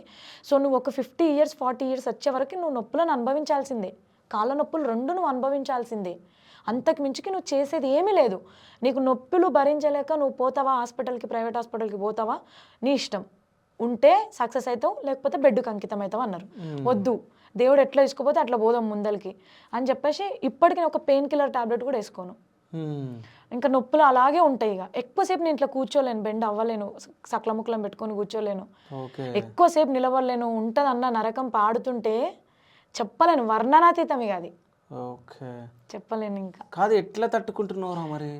పాట అంటే ఇష్టం అన్న, పాట అంటే ఇష్టము నాకు. అంటే వెనక ముందు కూడా ఏం లేదు, లైక్ అంటే ఇక మనం కష్టంతో ముందుకెళ్ళాలి అట్లా. ఇంకా నేను పాట అంటే చాలా ఇష్టం అన్న, చాలా అంటే చాలా ఇష్టం పాట అంటే. ఎందుకంటే పాటనే మనల్ని ప్రపంచానికి పరిచయం చేస్తుంది. సో దేవుడు నాకు ఒక గొంతు ఇచ్చిండు. బాధపడేదాన్ని ఏంటి ఇంత చిన్న ఏజ్లా, కానీ నా ఫ్యూచర్ ఎట్లుంటుందో కూడా నాకు తెలియదు అన్న, నిజం చెప్తున్నాను. లైఫ్ లాంగ్ నేను ఇంకా అనుభవించాల్సిందే. ఇప్పుడు ఒక్క సాంగ్ నువ్వు పాడాలంటే, ఇవి ఇంతకుముందు మనం మాట్లాడుకున్నాం, ఇప్పుడు ఒక్క సాంగ్ పాడాలంటే ఆ సాంగ్ ఎంత టైం పట్టిందంటే 2.5 hours పట్టింది అని మాట్లాడినావు. 2.5 hours నువ్వు నిల్చొని ఇక నిల్చుంటాను మనం బేసిక్ అయితే నిల్చొనే వాడతామన్నా. ఎక్కువ బ్యాక్ పెయిన్ వచ్చినా ఇక ఏమైనా చేసినా చిన్న కూర్చుంటాం, ఎక్కువసేపు కూడా కూర్చోలేము. అవును, మళ్ళీ కూర్చొని మళ్ళీ లేచి మళ్ళీ మళ్ళీ లేచి టైం ఎట్టే కదా ఉండదు. ఉండదు కదా మనకి. అవును. ఆ పాడాలన్న ఆరాటం ఉంటుంది. మనం అట్లా టైం వేస్ట్ కూడా చేయొద్దన్న బేసిక్గా. పోనీ ఎంత ఏం కాదనుకొని ఇక పాడేస్తా. ఆ ఇష్టం అనేది ఏంటి అంటే నాకు ఈ బాధను తెలియనియట్లేదు. అది సో అంటే ఎవరమైనా కానీ ఇష్టమైన పని ఎంత కష్టమైనా చేస్తాం. చేస్తాం. ఒక్క సాంగ్ అని కాదన్నా, లైక్ అంటే ఎప్పుడు వచ్చేది తెలియదు ఇక మనకి. ఫర్ డే ఒక రోజు ఇప్పుడు అవకాశాలు వస్తున్నాయి కాబట్టి ఒక్కొక్కసారి 3 ఉంటాయి, ఒక్కొక్కసారి 4 ఉంటాయి. టైం అనేది ఇక మనకి ఏం తెలియదు. ఇక ఏ పాటకి ఎంత అవుతుందో తెలియదు. ఒక పాట 20 minutesలో పాడేస్తా, ఓకే. ఒక పాట 2 గంటలు పడుతుంది, ఒక పాట 3 గంటలు పడుతుంది. ఎంత టైం పడుతుందో మనకు తెలియదు ఇంకా. మనకు తెలియదు ఇక అది. ఓకే. అంటే ఇప్పుడు ఈ లో పిచ్ హై పిచ్ ఇట్లా పాడాలని చెప్పేసి వాళ్ళే మనకి చెప్తారా, లేకుంటే మన ఓన్గా మనం పాడేస్తామా? లేదన్న, వాళ్ళు ట్యూన్ పంపిస్తారు కదా మనకి. సో స్కేల్ అనేది ఫస్ట్ ఆఫ్ ఆల్ సెట్ అవ్వాలి. స్కేల్ మనం అసలు ఎంతలో పాడగలుగుతుంది అమ్మాయి, ఎంత రీచ్ అవుతుంది అని చెప్పేసి వాళ్ళు చూసుకుంటారు అనమాట. ఓకే. మెలోడీ సాంగ్స్ ఉంటే కొంచెం డౌన్లో పాడాల్సి వస్తుంది, హై పిచ్ మాస్ సాంగ్స్ ఉంటే కొంచెం హైలో పాడాల్సి వస్తుంది కదా. సో అట్లా అప్ అండ్ డౌన్ ఉంటుంది మనకి. సో అంటే ఎప్పుడైనా రికార్డింగ్ చేసేటప్పుడు అంటే భయపడి అంటే ఆగిపోయిన సాంగ్స్? బయటికి భయపడి కాదు, పాడనీకి వస్తలేదని పంపించిన రోజులు కూడా ఉన్నాయి. అవునా? సో అంటే ఆ ఇన్సిడెంట్స్ చెప్పు అసలు. ఉన్నాయన్న. అంటే లైక్ వాళ్ళ ముఖం మీద చెప్పక అమ్మ తర్వాత వాడదులే అని చెప్పేసి పంపించిన రోజులు కూడా ఉన్నాయి, వెళ్ళిపోయిన రోజులు కూడా ఉన్నాయి. అట్లా అంటే స్టార్టింగ్ స్టేజ్లో. ఓకే. స్టార్టింగ్ స్టేజ్లో అంటే అప్పుడు ఏం మైనస్ ఉండే? పాడనికి రాకుంటుండే, ట్యూన్ తొందరగా ఎక్కకుంటుండే, బాగా సతాయిస్తుంటే గంటలు గంటలు పట్టేది ఒక పాట. ఒక రోజు మొత్తం అంటే ఇక అక్కడ స్టూడియో వెళ్ళి ఆ పాట ప్రాక్టీస్ చేసుకొని దాన్ని 4-5 గంటలు అట్లా పాడించి వాళ్ళని సతాయించి ఉంటుంది కానీ ఇక మస్తు ఉండే అన్న. నిజంగా చెప్పాలంటే చాలా వెళ్ళిపోయిన రోజులు కూడా. అంటే వాళ్ళు డైరెక్ట్ చెప్పకుంటుండే చాలా. ఎందుకు రీసెంట్ ఇప్పుడు కూడా అవుతున్నాయి అట్లా. ఎందుకు తెలీదు. ఇప్పటికైతే నా ప్రాబ్లం కాదు, బట్ ఇక వాళ్ళు ఏమనుకుంటారో తెలియదు. కొన్ని సాంగ్స్ కూడా డ్రాప్ అయిన సాంగ్స్ కూడా ఉన్నాయి. నేను పాడినాక వేరే సింగర్స్ ఉంటుంది అన్న. ఇప్పుడు ప్రొడ్యూసర్ కూడా ఒక థాట్ అనేది ఉంటుంది కదా. సో అరే వాళ్ళంత బడ్జెట్ పెట్టుకొని చేస్తున్నప్పుడు ఒక సింగర్ పాడకపోతే బెస్ట్ సెలెక్ట్ చేసుకునే ఛాన్స్ వాళ్ళకు ఉంటుంది. మనం దాంట్లో ఏం అనలేం. ఓకే. అంటే మనం వెళ్ళి ఇప్పుడు మనల్ని పిలుస్తారు, మనం సగం పాడిన తర్వాత వాళ్ళకి నచ్చకుంటే పంపించేస్తారా పేమెంట్? మరి పేమెంట్ ఇయ్యరు, నాకైతే ఇవ్వలేదు. మరి ఎట్లా తెలీదు, నేను అడగలేదు, నేను అడగను కూడా. సో ఎంత వాడినో పాట? మొత్తం పాడినా, పల్లవి 2 చరణాలు, పల్లవి 3 చరణాలు అట్లా పాడి పేమెంట్ ఇవ్వకుండా కూడా వచ్చిన రోజులు ఉన్నాయి. అంటే ఇక నేను అడగలేదు. మరి నేను అడగడంలో తప్పు అంటే నేను అడగలేదు అని అనుకున్నారో లేకపోతే ఇంకేందో నాకు తెలియదు, కానీ నేనైతే అడగలేదు. అంటే ఇప్పుడు ఫోక్ రైటర్స్ చాలా మంది ఉన్నారు, అంటే వీళ్ళ పాట నాకు వస్తే బాగుండు అనే వాళ్ళు ఎవరైనా ఉన్నారా? బుల్లెట్ బండి లక్ష్మణ్ అన్న వచ్చేసింది కదా, ఇంకేంది. అప్పుడు అనుకునేదాన్ని. ఓకే. అంటే ఇప్పుడు ఎవరికైనా ఇప్పుడు గొంతు మంచిగా ఉంటుందన్న, మంచిగా ఉండదని కాదు, కాకపోతే ఆ గొంతుకు తగ్గట్టుగా కూడా పాటలు అనేటివి సెట్ అవ్వాలి. ఇప్పుడు జనాలకి ఎట్లా ఏ పాట ఎట్లా సెట్ అవుతుందో మనకు తెలియదు కదా. చాలా మంది గొప్ప గొప్ప రైటర్స్ ఉన్నారు, గొప్ప గొప్ప రైటర్స్ కూడా నాకు అద్భుతంగా అవకాశం ఇచ్చిర్రు. బట్ నేను పాడిన కానీ జనాలకి ఎక్కువ రీచ్ అవ్వలేదు. మరి అది ఎందులో నాకు తెలియదు కానీ. సో అట్లా అనుకునేదాన్ని, అబ్బా వీళ్ళ కాంబినేషన్లో వాడితే బాగుంటుంది, ఎవరికైనా చిన్న ఆశ ఉంటుంది కదా ఒక పేరు రావాలి అనేది. సో అట్లా అనుకునేదాన్ని, లక్ష్మణ్ అన్న లిరిక్స్లో వాడితే ఒక పాట బాగుంటుందేమో అని అనుకున్నాను. అంతట్లో వచ్చింది. ఇంకొకటి ఏంటంటే నా అదృష్టం ఏంటంటే నా నమ్మకం అని అనుకుంటాను. నేను నా మనసులో అబ్బా గీళ్ళతోటి గిట్లా చేస్తే బాగుంటుంది, అబ్బా గీళ్ళు గిట్లా ఇంటర్వ్యూ తీసుకుంటే బాగుంటుంది అని నేను అనుకునేదాన్ని. అనుకున్నవన్నీ జరుగుతున్నాయి 100%. సో అంటే నువ్వు అంటే పాట రాయగలవా? రాయను, రాయను, ఓన్లీ పాడడమే. ఓన్లీ పాడడం. ఓకే. అంటే ఎప్పుడైనా ట్రై చేసినావా రాయడానికి? నాకు అంత నాలెడ్జ్ లేదన్న. ఈ పిల్లలు, ఫ్యామిలీ, అటు సాంగ్స్ అన్నీ అమ్మో ఫుల్ స్ట్రెస్ ఉంటుంది అన్న. బాగా కాదు, ఇవన్నీ అసలు ఎట్లా మెయింటైన్ చేస్తున్నావు? ఇప్పుడు మార్నింగ్ సాంగ్స్ పాడి ఇప్పుడు ఇంటర్వ్యూ ఉందనగానే ఊరికొచ్చేసినావు, మళ్ళీ ఇప్పుడు ఇంటర్వ్యూ అవ్వగానే మళ్ళీ రికార్డింగ్ వెళ్ళిపోవాలి. కానీ ఇవన్నీ అసలు ఎట్లా అసలు? ఇక దీని అంతటికి ఒక శక్తి ఉంది నా వెనకాల. ఏ శక్తి? మా నానమ్మ. ఓకే. సో మా నానమ్మ అనే ఒక ధైర్యం నాకు. ఎందుకంటే నేను ఇంత ఎర్లీగా నేను అంతే ఇంత పొద్దున ఇంకా నాకు 9 గంటలకు రమ్మంటే ఇంకా నేను వంట చేసుకొని తొందరగా వెళ్ళిపోతా. మిగతా ఏమున్నదనే చూసుకొని ఇక. ఎందుకంటే ఆమె ఉన్నదన్న ధైర్యం, ఆమె చేస్తుంది అన్న ధైర్యం. ఈ ఏజ్లో ఆమెను ఇబ్బంది పెట్టొద్దు, బట్ కాకపోతే నా కోసం ఆమె ఇష్టంగా, అంతే ఇక ఇష్టం ఉంటే ఏదైనా కష్టం అనిపించదు కదా. సో ఆమె కూడా నా కోసం ఇష్టంగా 80 సంవత్సరాలు ఉన్నా కూడా నా కోసం ఇష్టంగా ఆమె పనులు చేస్తుంది. ఇంట్లో లైక్ ఇంకా నేను వంట చేసి పిల్లలకు బాక్స్ కట్టేసిన మిగతాదంతా ఇక ఆమె చూసుకుంటుంది ఇక. సో ఇప్పుడు పిల్లల్ని ఇక పంపించేసి రికార్డింగ్స్ ఏమైనా ఉంటే నేను వచ్చేస్తాను, మిగతాదంతా ఇక ఆమె చేస్తుంది. మళ్ళీ నేను ఇంటికి వెళ్ళే లోపు అన్ని చేసేస్తుంది, అన్నం వండుతుంది, కర్రీ ఒకటి చేయదు, అన్నం వండేస్తుంది, ఇల్లు అన్ని క్లీనింగ్. నేను దాని తర్వాత పిల్లలు వస్తారు కదా, పిల్లల్ని కూడా ఆమెనే ఇక మొత్తం ఇక అంతా ఆమెనే ఇక. ఓకే, అంటే నానమ్మ ఎప్పుడు వచ్చింది మీ దగ్గరికి? నానమ్మ నా దగ్గరికి 2018లో వచ్చింది. హెల్త్ బాగాలేనప్పుడా? నా పాప పెద్ద పాప 5 months ఉన్నప్పుడు వచ్చింది. ఇప్పుడు నా పాపకు 9 years. ఓకే, సో ఇంకా మొత్తం నీ దగ్గరనే ఉంటుంది. అంటే నాన్న ఏం చేసిండంటే లైక్ ఆ సిచ్యువేషన్ నాకు ఎట్లుండే అంటే అన్న, కూర్చుంటే మా హస్బెండ్ వచ్చి లేపెట్టాడు అనమాట. అంటే నేను లేవకపోయేదాన్ని సొంతంగా, నొప్పులు నాకు కాళ్ళ నొప్పులు అట్లా ఉండే, లేకపోతే ఏదైనా గోడ పట్టుకొని కుర్చీ పట్టుకొని లేసేదాన్ని అనమాట.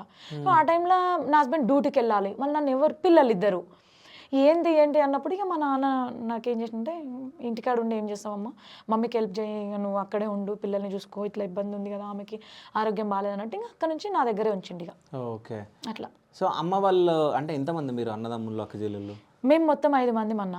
ఓకే, 2 అక్కలు 2 అన్నలు, నేను చిన్నదాన్ని. ఓకే, సో లాస్ట్ నువ్వే, అందరు మ్యారేజ్లు అయిపోయినాయి? అందరూ అయిపోయినాయి. సో అంటే అన్నయ్యకి ఏదో అయ్యిందని? అన్నయ్య సూసైడ్ చేసుకొని చనిపోయింది. ఎందుకు? ఇంకా తను ఫ్యామిలీ లైక్ ఏమైందో, వైఫ్ అండ్ హస్బెండ్ ఉండేవాళ్ళు అనమాట. ఓకే, సో మాతో పాటు ఉండకపోయేది. సో ఇక ఏం జరిగిందో నాకు తెలియదు, ఫ్యామిలీలా గొడవలా లేకపోతే ఏంటో మాకేం చెప్పలేదు. తను ఆ రోజు మార్నింగ్ ఇంకా ఈవినింగ్ నైట్ చనిపోతాడన్న రోజు కూడా తను మాకు కాల్ చేసి, రండి ఇంటికి, మీరు ఎప్పుడు వస్తారు అంటే ఫెస్టివల్ ఉండే, ఉగాది ఫెస్టివల్, రండి మమ్మీ ఇంటికి రండి అని చెప్పేసి మాకు కాల్ మంచిగా హ్యాపీగా నవ్వుకుంటూ ఫోన్ చేసిండు. ఏ రోజు కూడా మాకు అంటే నేను చచ్చిపోతా అని చెప్పేసి ఏ రోజు కూడా అనలేదు. 4 ఆడపిల్లలు ఆయనకి. సో ఏ రోజు కూడా అనలేదు. తనకి ఏంటో నా ఫ్యామిలీ ఇష్యూస్, మరి ఏం మిస్కమ్యూనికేషన్ అయిందో తెలీదు, మనసు ఏం బాధ పెట్టుకుంటో తెలియదు, కానీ చెప్పకుండా సూసైడ్ చేసుకున్నాడు. ఓకే, సో అప్పుడు నువ్వు పెద్ద దెబ్బ అది నాకు. ఓకే, అంటే ఎలా అంటే బేసిక్గా నేను ఇంట్లో చిన్నదాన్ని కదన్నా, నేను అంటే చాలా ఇష్టం అందరికీ. ఓకే, తనకైతే ఇంకెక్కువ ఇష్టం. ఏ ప్రాబ్లం ఉన్నా కూడా mummy mummy mummy mummy mummy అట్లా మమ్మీ మమ్మీ ఇట్లా మమ్మీ, ఇక బాగా ఫోన్ చేసేటోడు, ఇట్లా ఉంది మమ్మీ ఇట్లా ఉంది మమ్మీ. ఇక మా డాడీతో కూడా డేర్గా మాట్లాడకపోతుండే ఆయన, మమ్మీ నువ్వు ఇట్లా మాట్లాడు మమ్మీ, ఇట్లా చెప్పు మమ్మీ అని నాకే ఫోన్ చేసేటోడు అనమాట. బాగా బాండింగ్ మా ఇద్దరికి. మస్తు దెబ్బతీసింది అన్న అసలు అదైతే. మీలాగానే ఉంటాడు మా అన్న కూడా. ఓకే, సో ఇప్పటి నుంచి నేను మీ అన్ననే అనుకో. ఎందుకంటే హైట్, పర్సనాలిటీ, ఓకే, ఒక కలర్ ఒకటి కొంచెం బ్లాక్ ఉంటాడు, కానీ అంటే మీరు నేను ఇందాక బయటికి నుంచి వచ్చిన డోర్ మీరు ఇట్లా వచ్చిరు కదా, టక్కున ఇట్లా అమ్మా అనిపించింది నాకు. ఇంకా నిజంగా అన్న అంటే హైట్ అట్లా పర్సనాలిటీ చూడంగానే అనిపించింది. ఓకే, అంటే అన్నకు నీకున్న అనుబంధం ఏదన్నా, మీరు అంటే ఏదైనా దొంగతనాలు కానీ ఏదైనా మర్చిపోలేనిది ఏదైనా గుర్తుందా? అంటే చిన్నప్పుడు మనం చిన్నప్పుడు మస్తు చేసినాం అన్న. మా డాడీ మాకు కిరాణా షాప్ ఉండే అనమాట. ఆ టైంలో మా పాత ఇంట్లో డాడీ తాళం వేసుకొని పోతుండే అనమాట. దూలాలు ఉంటాయి కదా అన్న, కిచెన్లకించి ఆ షాప్ దానికి ఇట్లా ఉంటుండే అనమాట, దూలం లాగా ఉంటుండే. అందులోకించి ఇళ్ళకి కొంచెం పోవడానికి కిచెన్లకించి.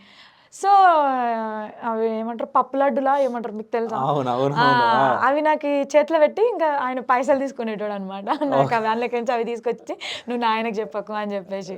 అట్లాంటివి చాలా జరిగినాయి అన్న, చాలా అంటే చాలా జరిగినాయి. మస్తు కొట్లాడేటోళ్ళము బాగా, అట్లా జరిగినాయి. చిన్న ఉన్నప్పుడు బాగా దెబ్బలు తినేటోడు మా డాడీ తోటి కూడా. ఓకే, సో అన్న గురించి ఏదన్నా, అన్నకి డెడికేట్ చేస్తే ఏదన్నా పాట? నా కాళ్ళకు మట్టంటకుండా వెంచినారు, నన్ను మీరు మరిసినారే, నా జ్ఞాపకాలను విడిసినారే, అమ్మ నాన్నలు బతికి ఉన్నప్పుడు ఈ సెల్లెల్ని మరువద్దన్నారే, మీ చేతిల నన్ను పెట్టారే, తల్లడిల్లి పోతున్నదే తనువు గాలిపోతున్నదే, గుండెలవిసిపోతున్నాయే గురుతులన్నీ సరిపెత్తిరే, నా కంఠంలో ప్రాణం ఉన్నంతసేపు అన్న నిన్ను నేను ఏనాడు మరువనే, నేను వస్తున్నా అన్నయ్య మీకోసము రాఖీ గట్టిపోతారా, మోసుకొస్తున్న కొండంత ఈ ప్రేమను కట్న కానుకలే మొద్దురా, నేను వస్తున్నా అన్నయ్య మీకోసము రాఖీ గట్టిపోతారా, మోసుకొస్తున్న కొండంత ఈ ప్రేమను తన నానా ఈ సాంగ్ అన్న. అసలు బాగా వాడినావు. అయితే నాకు ఒక డౌట్, ఒక క్వశ్చన్ వచ్చింది. ఇప్పుడు అంటే 2 అన్నలకి నువ్వు రాఖీ కడుతుండే కదా, సో అంటే అన్న చనిపోయిన తర్వాత ఒక్క అన్నకు కట్టేటప్పుడు ఎట్లా ఉండే? ఏడ్చినాం అన్న, ఘోరంగా ఏడ్చినాం అసలు. అంటే తను ఏప్రిల్లోనో మార్చిలో చనిపోయిండు. సో దాని తర్వాత రాఖీ పండుగ ఆగస్టులోనే వస్తుంది కదా. సో 1 year వరకు మనకు రాఖీ కట్టొద్దు అంటారు కదా, లైక్ ఆ ఇయర్ మేము వదిలేసినాము. దాని తర్వాత ఉంటుంది కదా అన్న నరకం, ఇంకా అసలు ఎప్పుడు ఎవ్రీ ఇయర్ ఎప్పుడు వెళ్ళినా కూడా మంచిగా అమ్మ వాళ్ళ ఇంట్లో సాపవరిచి డాడీని అన్నలని మంచిగా కూర్చోబెట్టి ముగ్గురం కదా మేము అక్క చెల్లెలు. ఫస్ట్ పెద్ద అక్క కట్టిన తర్వాత రెండో అక్క కట్టిన తర్వాత నేను కట్టేదాన్ని అనమాట. నేను ఒక్కదాన్ని మంచిగా వెండి రాఖీలు తీసుకుపోయేదాన్ని అనమాట. ఇక ఏదో నాకు వాళ్ళంటే నిజంగా బేసిక్గా ఒక్క అన్నని కాదు, 2 అన్నలంటే ప్రాణం నాకు. కానీ చిన్న అన్నతో అంత బాండింగ్ ఉండకపోయేది ఆయన ఉన్నప్పుడు. ఇప్పుడు బాండింగ్ బాగుంది మాకు. తర్వాత ఇంకా మస్తు అసలు ఏడ్చుకుంటూ కట్టిన రోజులు ఉన్నాయన్న. ఇప్పటి కూడా మస్తు బాధ అనిపిస్తా. ఆ ప్లేస్ని చూస్తాం కదా మనము, బాధ అన్న అసలు చెప్పలేము. ఇంకా అది ఎవరికి కూడా రావద్దు నిజంగా. సో ఇంట్లో నాన్న సపోర్ట్ ఉంటుందా ఈ సింగింగ్కి? తప్పకుండా, ఎందుకుండా అన్న. ఆయన ఆ టైంలో అంటే పంపిస్తే అమ్మో ఎట్లుంటుందో అన్న సిచ్యువేషన్లో ఆయన పంపించలేదు బిఫోర్ మ్యారేజ్ తర్వాత. కానీ ఇక పెళ్ళైనాక ఇక మా హస్బెండ్ సపోర్టు, దాని ద్వారా ఇంకా మా నాన్న సపోర్టు ఫుల్గా. అంటే రమేష్కి ఎప్పుడైనా కుదరని పక్షంలో మా డాడీ కూడా వస్తారనమాట నా వెనకాల. రికార్డింగ్స్ ఎక్కడన్నా ఏమైనా ప్రోగ్రామ్స్ ఉన్నా కూడా వస్తాడు. బట్ ఈ సాంగ్ పాడు, నీకు ఈ సాంగ్ అయితే బాగా సెట్ అవుతుంది అని చెప్పేసి అంటాడు, మంచిగా సెలెక్ట్ చేస్తాడు. అట్లా రీసెంట్గా లాస్ట్ ఇయర్ 2025లో దూరదర్శన్లో ఆటపాట ప్రోగ్రామ్ వచ్చిందనమాట. సో అందులో టైటిల్ విన్నర్ అనమాట నేను. ఆ టైంలో కూడా మా నాన్న నాకు సాంగ్స్ సెలెక్ట్ చేశాడు అనమాట. ఈ పాట పాడితే నీకు బాగుంటుంది, నువ్వు ఈ పాట పాడు అని చెప్పేసి అన్నారు. ఆయన ఏ పాట అయితే పాడు అన్నారు, మంచిగా ప్రదర్శన ఇచ్చినాను, మంచిగా టైటిల్ వచ్చింది అనమాట. ఏ పాట అది? అది ఒక ఫోక్ సాంగ్ అన్న, పాడాల్సిందే. ఓ పచ్చని పందిరులు వేసి చేసేని నాయన్న పెళ్ళి, పచ్చని పందిరులు వేసి చేసేని నాయన్న పెళ్ళి, అత్తగారి ఇంటి కాడ లొల్లి జరిగి ఇంటికొస్తే దేవుడో, ఏమి చేద్దు ఎందు వదుల్లా, అయ్యయ్యో రామా ఏమి చేద్దు ఎందు వదుల్లా, ఏమి చేద్దు ఎందు వదుల్లా, అయ్యయ్యో రామా ఏమి చేద్దు ఎందు వదుల్లా. ఈ సాంగ్ అన్న చాలా ఇష్టం మా నాన్నకి ఈ పాట అంటే. పాడినా ఈ పాట నీ వాయిస్కి బాగా సెట్ అవుతుంది అన్నారు. ఈ పాట పాడినప్పుడు స్టేజ్ మీద మంచిగా యాంకర్ అందరు బాగా ఏడ్చిరు అనమాట. మంచిగా ఫీల్ అయ్యారు, హ్యాపీగా. అంటే నువ్వు పాడుతుంటే ఒక వింటుంటే వినసొంపుగా ఏమన్నా ఎమోషనల్ సాంగ్స్ ఉంటే ఏడ్చేస్తారు కూడా నిజం చెప్పాలంటే, అట్లుంది నీ వాయిస్. అంటే ఈ పెద్దిరెడ్డి అంటే పెరగల పెద్దిరెడ్డి పక్కన పెడితే ఇప్పుడు నువ్వు ఈ పాటలు ఇంతకుముందు పాడిన పాట, ఈ పాట సెంటిమెంట్వి. సో అంటే అవి వింటుంటే మనం దాంట్లో నీలమైపోతున్నాం. సో అట్లా బాగా అనిపిస్తున్నాయి పాటలు. ఇంకొకటి ఏంటి అంటే నా అదృష్టం ఏంటి అంటే అంటే ఇప్పుడు కొంతమంది వాయిస్కి కొన్ని సెట్ అవుతాయి అన్న. నేనంటే ఇక అది ఇష్టమో ఏందో నాకు తెలియదు కానీ అన్నీ పాడతాను. ఇప్పుడు ఎవరైనా ప్రొడ్యూసర్లు ఫోన్ చేసిరు అనుకో, అమ్మ నువ్వు ఈ టైప్ ఆఫ్ పాడగలుగుతావా అని అంటే వాళ్ళకి నేను ఆడియో పెడతాను. వాళ్ళు నాకు లిరిక్ పంపిస్తారు కదా, ఆడియో పెడతాను, నచ్చితే పాడిస్తారు. సో నాకు అట్లా కూడా అలవాటు అయినాయి, devotional, melody, sad, mass, folk, అట్లా అన్ని వాడాలన్న సింగర్ అన్నప్పుడు. ఒక్కటే బోర్ కొడుతుంది కదా ఒక్కటే గొంతు నుంచి మనకి. అయితే ఈ మూవీ సాంగ్స్ పాడగలవా? మూవీ సాంగ్స్ కూడా పాడతాను కానీ అంత టచ్ లేదు బేసిక్గా. ఎప్పుడో ఏదో ఒక పాట నచ్చితే 4 లైన్లు ప్రాక్టీస్ చేసుకొని పాడతాం. కానీ ఈ ఫోక్ ఇండస్ట్రీకి వచ్చిన తర్వాత అన్ని ఇంకా మనకు ఫోకస్ అంతా దీని మీదనే. అంటే ఇప్పుడు సింగర్ అంటే అన్ని పాటలు పాడాలనుకుంటాం. సో ఏదో మూవీలో పాడాలి, నేను ఇట్లే ఉండాలి అది ఇది అని చెప్పేసి కలలు కంటా ఉంటాం. సో అట్లా మూవీలలో అంటే సినిమాలలో పాటలు పాడాలని లేదా? సినిమాలలో పాటలు పాడతామన్న దానికి కూడా ఒక లైక్ ఏంటి అంటే సినిమాలో పాడాలి అంటే ఇంకొకలాగా ఉంటుంది వేరియేషన్. లైక్ ఎట్లా అంటే సంగీతం రావాలి ఫస్ట్ ఆఫ్ ఆల్.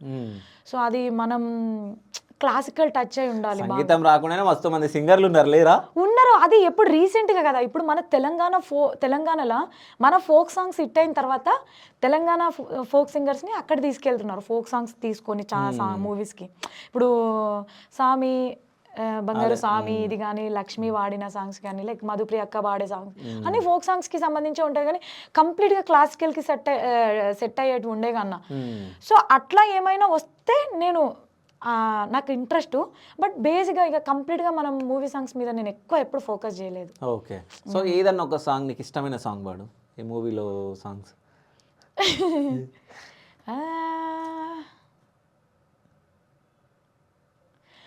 మౌనంగానే ఎదగమని మొక్క నీకు చెబుతోంది, ఎదిగిన కొద్దీ వదగమని అర్ధమందులో ఉంది.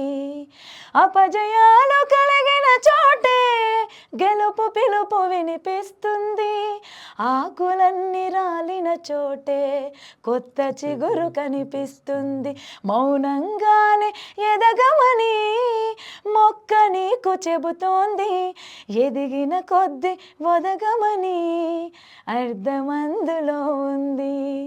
సూపర్, అసలు బాగుందిగా, బాగా పాడుతున్నావు. ఇంకోటి ఏదైనా సాంగ్ ఇట్లాంటిదే? ఆ, పరుగు పరుగు పాయలోన పైకి పైకి తేలుతుంటే నురగా తీరుగా ఉన్నవే ఓ రాములమ్మ, విచ్చుకొని మొగ్గవోలే పచ్చిపాల నిగ్గువోలే ముచ్చటేసిపోతున్నావే ఓ రాములమ్మ, వాగుల్లో వంకల్లో ఆ శీలల్లో లాలా, వాగుల్లో వంకల్లో లాలా, నువ్వు పచ్చంగుండాలే నువ్వు పదిలంగుండాలే, భూమి తల్లి సాక్షిగా సేమంగుండాలే, సూర్యుడే నీ వంక తేరి చూసేనమ్మా ఓ వసరాములమ్మ. బేసిక్గా మర్చిపోతా అన్న లిరిక్స్, అంత ప్రాక్టీస్ ఉండదు మనకు. మూవీ సాంగ్స్ మీద ఎప్పుడు అంత ఫోకస్ చేయలేదు. ఓకే, ఈ ఫోక్ సాంగ్స్లల్లా సో అంటే చాలా హిట్ అయిన సాంగ్స్, అబ్బాయి పాట నేను పాడితే బాగుండు అనుకున్న పాటలు ఉన్నాయా? అంటే వేరే వాళ్ళు పాడినాయా? వేరే వాళ్ళు పాడినాయి. నాకు అట్లా ఏమనిపించదన్న, ఇక నాకు వచ్చిన వాటికే నేను లైక్ అంటే ఇప్పటి వరకు అయితే నాకు అట్లా ఆ ఫీల్ ఏం రాలేదు. వచ్చిన వాటితో మంచిగా సంతోషపడ్డాను, సంతృప్తి పడ్డాను. ఎందుకంటే మన టాలెంట్ మన గొంతు నుంచి మనకి ఏ పాట అయితే సెట్ అవుతుందో అని వాళ్ళు అనుకుంటారు కదా. సో అది మనం ఆ పాటకు మనం న్యాయం చేసి మనం నిజంగా సక్సెస్ అందుకోవాలి. మన ఓన్ అబ్బా వాళ్ళు వాడిన పాట పాడితే నాకు కూడా అట్లా సక్సెస్ వచ్చేదేమో అనుకుని నేను ఏ రోజు అట్లా థింక్ చేయలేదు. చెప్పలేం, ఎవరి వాయిస్కి సెట్ అయ్యే పాటలు వాళ్ళ వాయిస్కి ఉంటాయి కదా. సో అట్లా ఉండేది, నేను ఎప్పుడు అట్లా ఏమనుకోలేను. ఓకే, అంటే ఇప్పుడు డైలీ ఒక 2-3 సాంగ్స్ పాడుతా ఉన్నావా?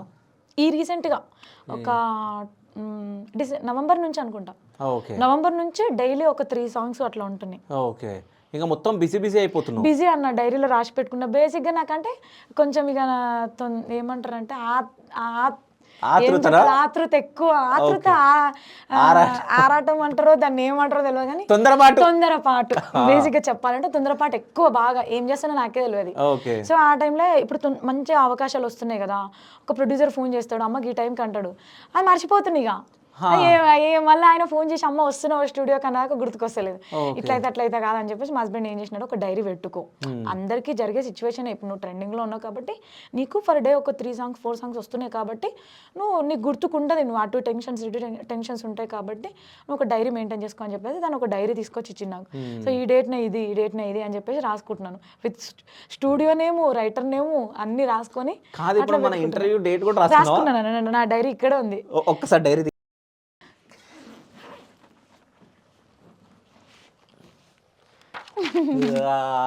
డైరీ ఎవరు గిఫ్ట్ ఇచ్చిరు?